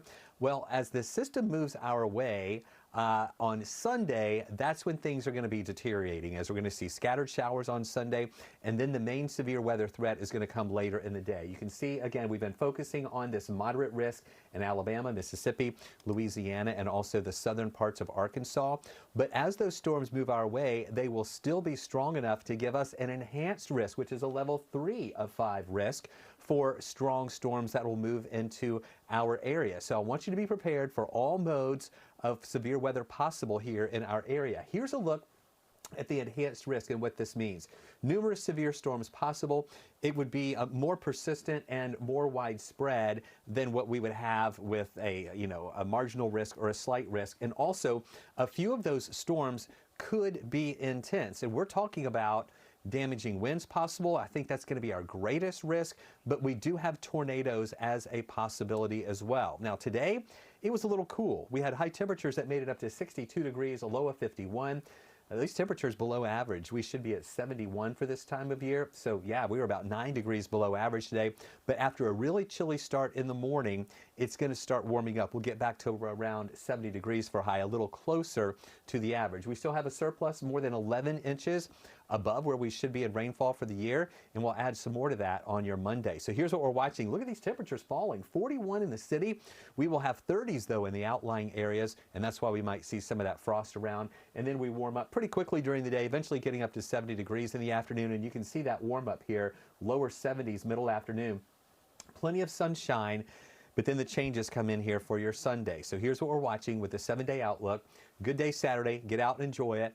And then on Sunday, scattered showers throughout the day, but the better chance for stronger storms will be later on Sunday into early on Monday. Dry Tuesday, couple spotty showers Wednesday, mostly cloudy again though Thursday and Friday with highs in the lower 70s. Well, the future of sports is a mist right now. Everyone is trying to figure out where to go from here, whether you're talking about high school or you're talking about the pro leagues. It is a wild new world trying to figure out how to put the pieces together. And certainly in the SEC, it becomes even more complex with how big time the programs and the fact there is so much money involved. It's a very fluid situation. The SEC commissioner is Greg Sankey, and he is tasked with the weight of these decisions. Maria Martin spoke with the commissioner about the future of football and more in the SEC. We plan a lot, and then we adjust on a normal basis to issues but everything now is kind of a recreation. SEC Commissioner Greg Sankey's days have gotten a bit more complicated. Where we are beginning to have conversations is really what's going to happen in the summertime. What are the opportunities to maybe re-engage on campus with our student athletes? And there aren't answers right now. We're used to chiseling in stone the way the season will begin, and we're all using a lot of pencil and paper these days. You personally, is there some concern that fall football will be affected? My focus is on playing football Labor Day weekend. I'm not going to be the one that determines the timeline. This virus and health realities are going to determine the timeline. And really it goes, Maria, into that discussion of summer and where are the windows, how do you adjust? What I don't want is the ifs, the hypotheticals, to overrun the real direct preparation and planning. That has to be a priority. SEC Media Day is supposed to be here in Atlanta this year. What is the thought process and how that's going to move forward? So we're going to plan as if we're going to be in Atlanta in mid-July. So still hopeful? Still hopeful, still planning, but cognizant of the fact that we may have to adjust, and our staff's going to be working on plans like B through double Z. Well, school may be out for a lot of kids, at least the physical plant, and the fact that high schools no longer are playing any of their high school sports. The GHSA, of course, canceled the season for everyone, and as they are being very protective of kids over COVID-19 and Governor Kemp's executive order as well. We want to honor seniors who didn't get to finish their season. Tonight we focus on Cambridge High School.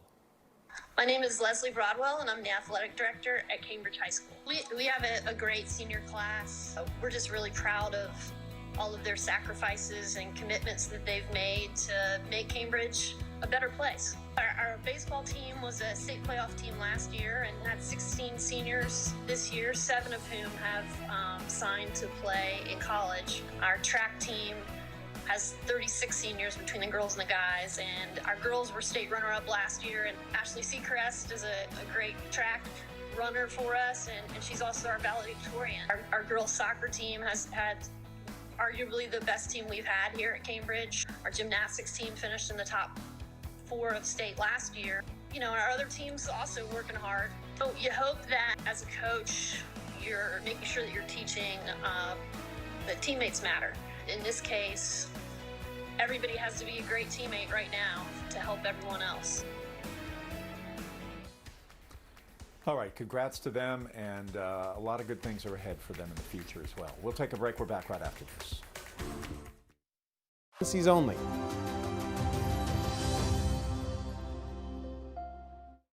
We know things are changing every day, but we're here with you.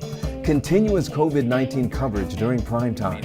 We're committed to giving you facts, not fear, on 11Alive News Primetime, weeknights from 8 to 11 on WATF.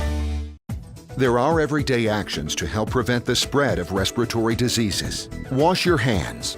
Avoid close contact with people who are sick. Avoid touching your eyes, nose, and mouth. Stay home when you are sick. Cover your cough or sneeze. Clean and disinfect frequently touched objects with household cleaning spray. For more information, visit cdc.gov/COVID-19. This message brought to you by the National Association of Broadcasters and this station.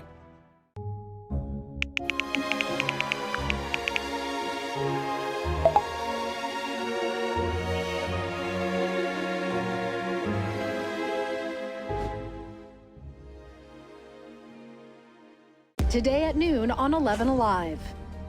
We are seeing that lack of smell or altered taste can be a symptom. We answer your coronavirus-related medical questions. Because 11Alive is where Atlanta speaks. Televised newscasts not enough for you? Get even more at 11Alive's YouTube channel, where you'll find uncut interviews, extended body cam footage, live streams of Atlanta's biggest trials, and more. Subscribe to 11Alive today.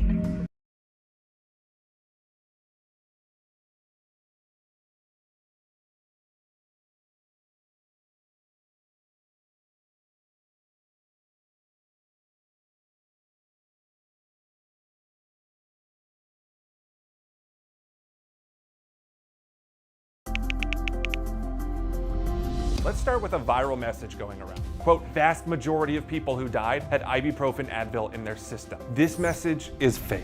We just bought 20 dust masks for $97. Are you doing this to help people or are you doing this to make money or both? Both.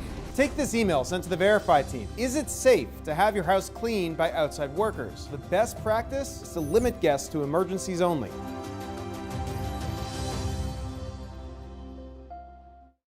We know things are changing every day, but we're here with you.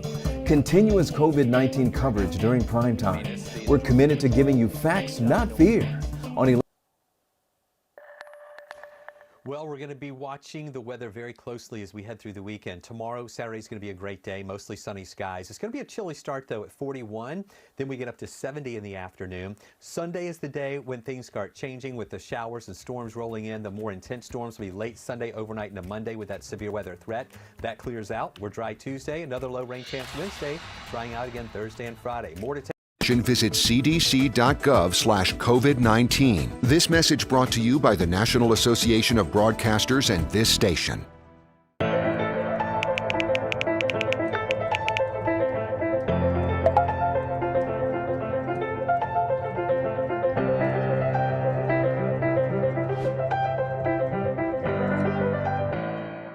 Today at noon on 11Alive. We are seeing that lack of smell or altered taste can be a symptom. We answer your coronavirus-related medical questions. Because 11Alive is where Atlanta speaks. Televised newscasts not enough for you? Get even more at 11Alive's YouTube channel, where you'll find uncut interviews, extended body cam footage, live streams of Atlanta's biggest trials, and more. Subscribe to 11Alive today.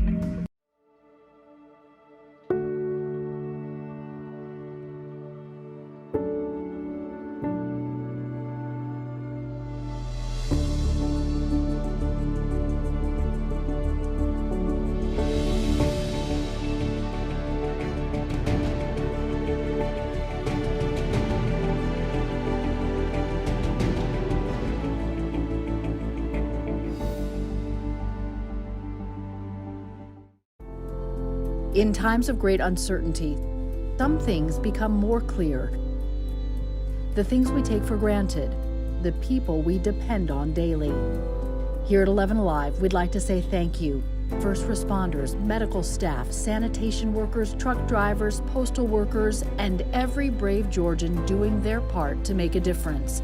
We see you, we hear you, and we appreciate all that you do. Let's start with a viral message going around. Quote, vast majority of people who died had ibuprofen Advil in their system. This message is fake. We just bought 20 dust masks for $97. Are you doing this to help people or are you doing this to make money or both? Both. Take this email sent to the Verify team. Is it safe to have your house cleaned by outside workers? The best practice is to limit guests to emergencies only.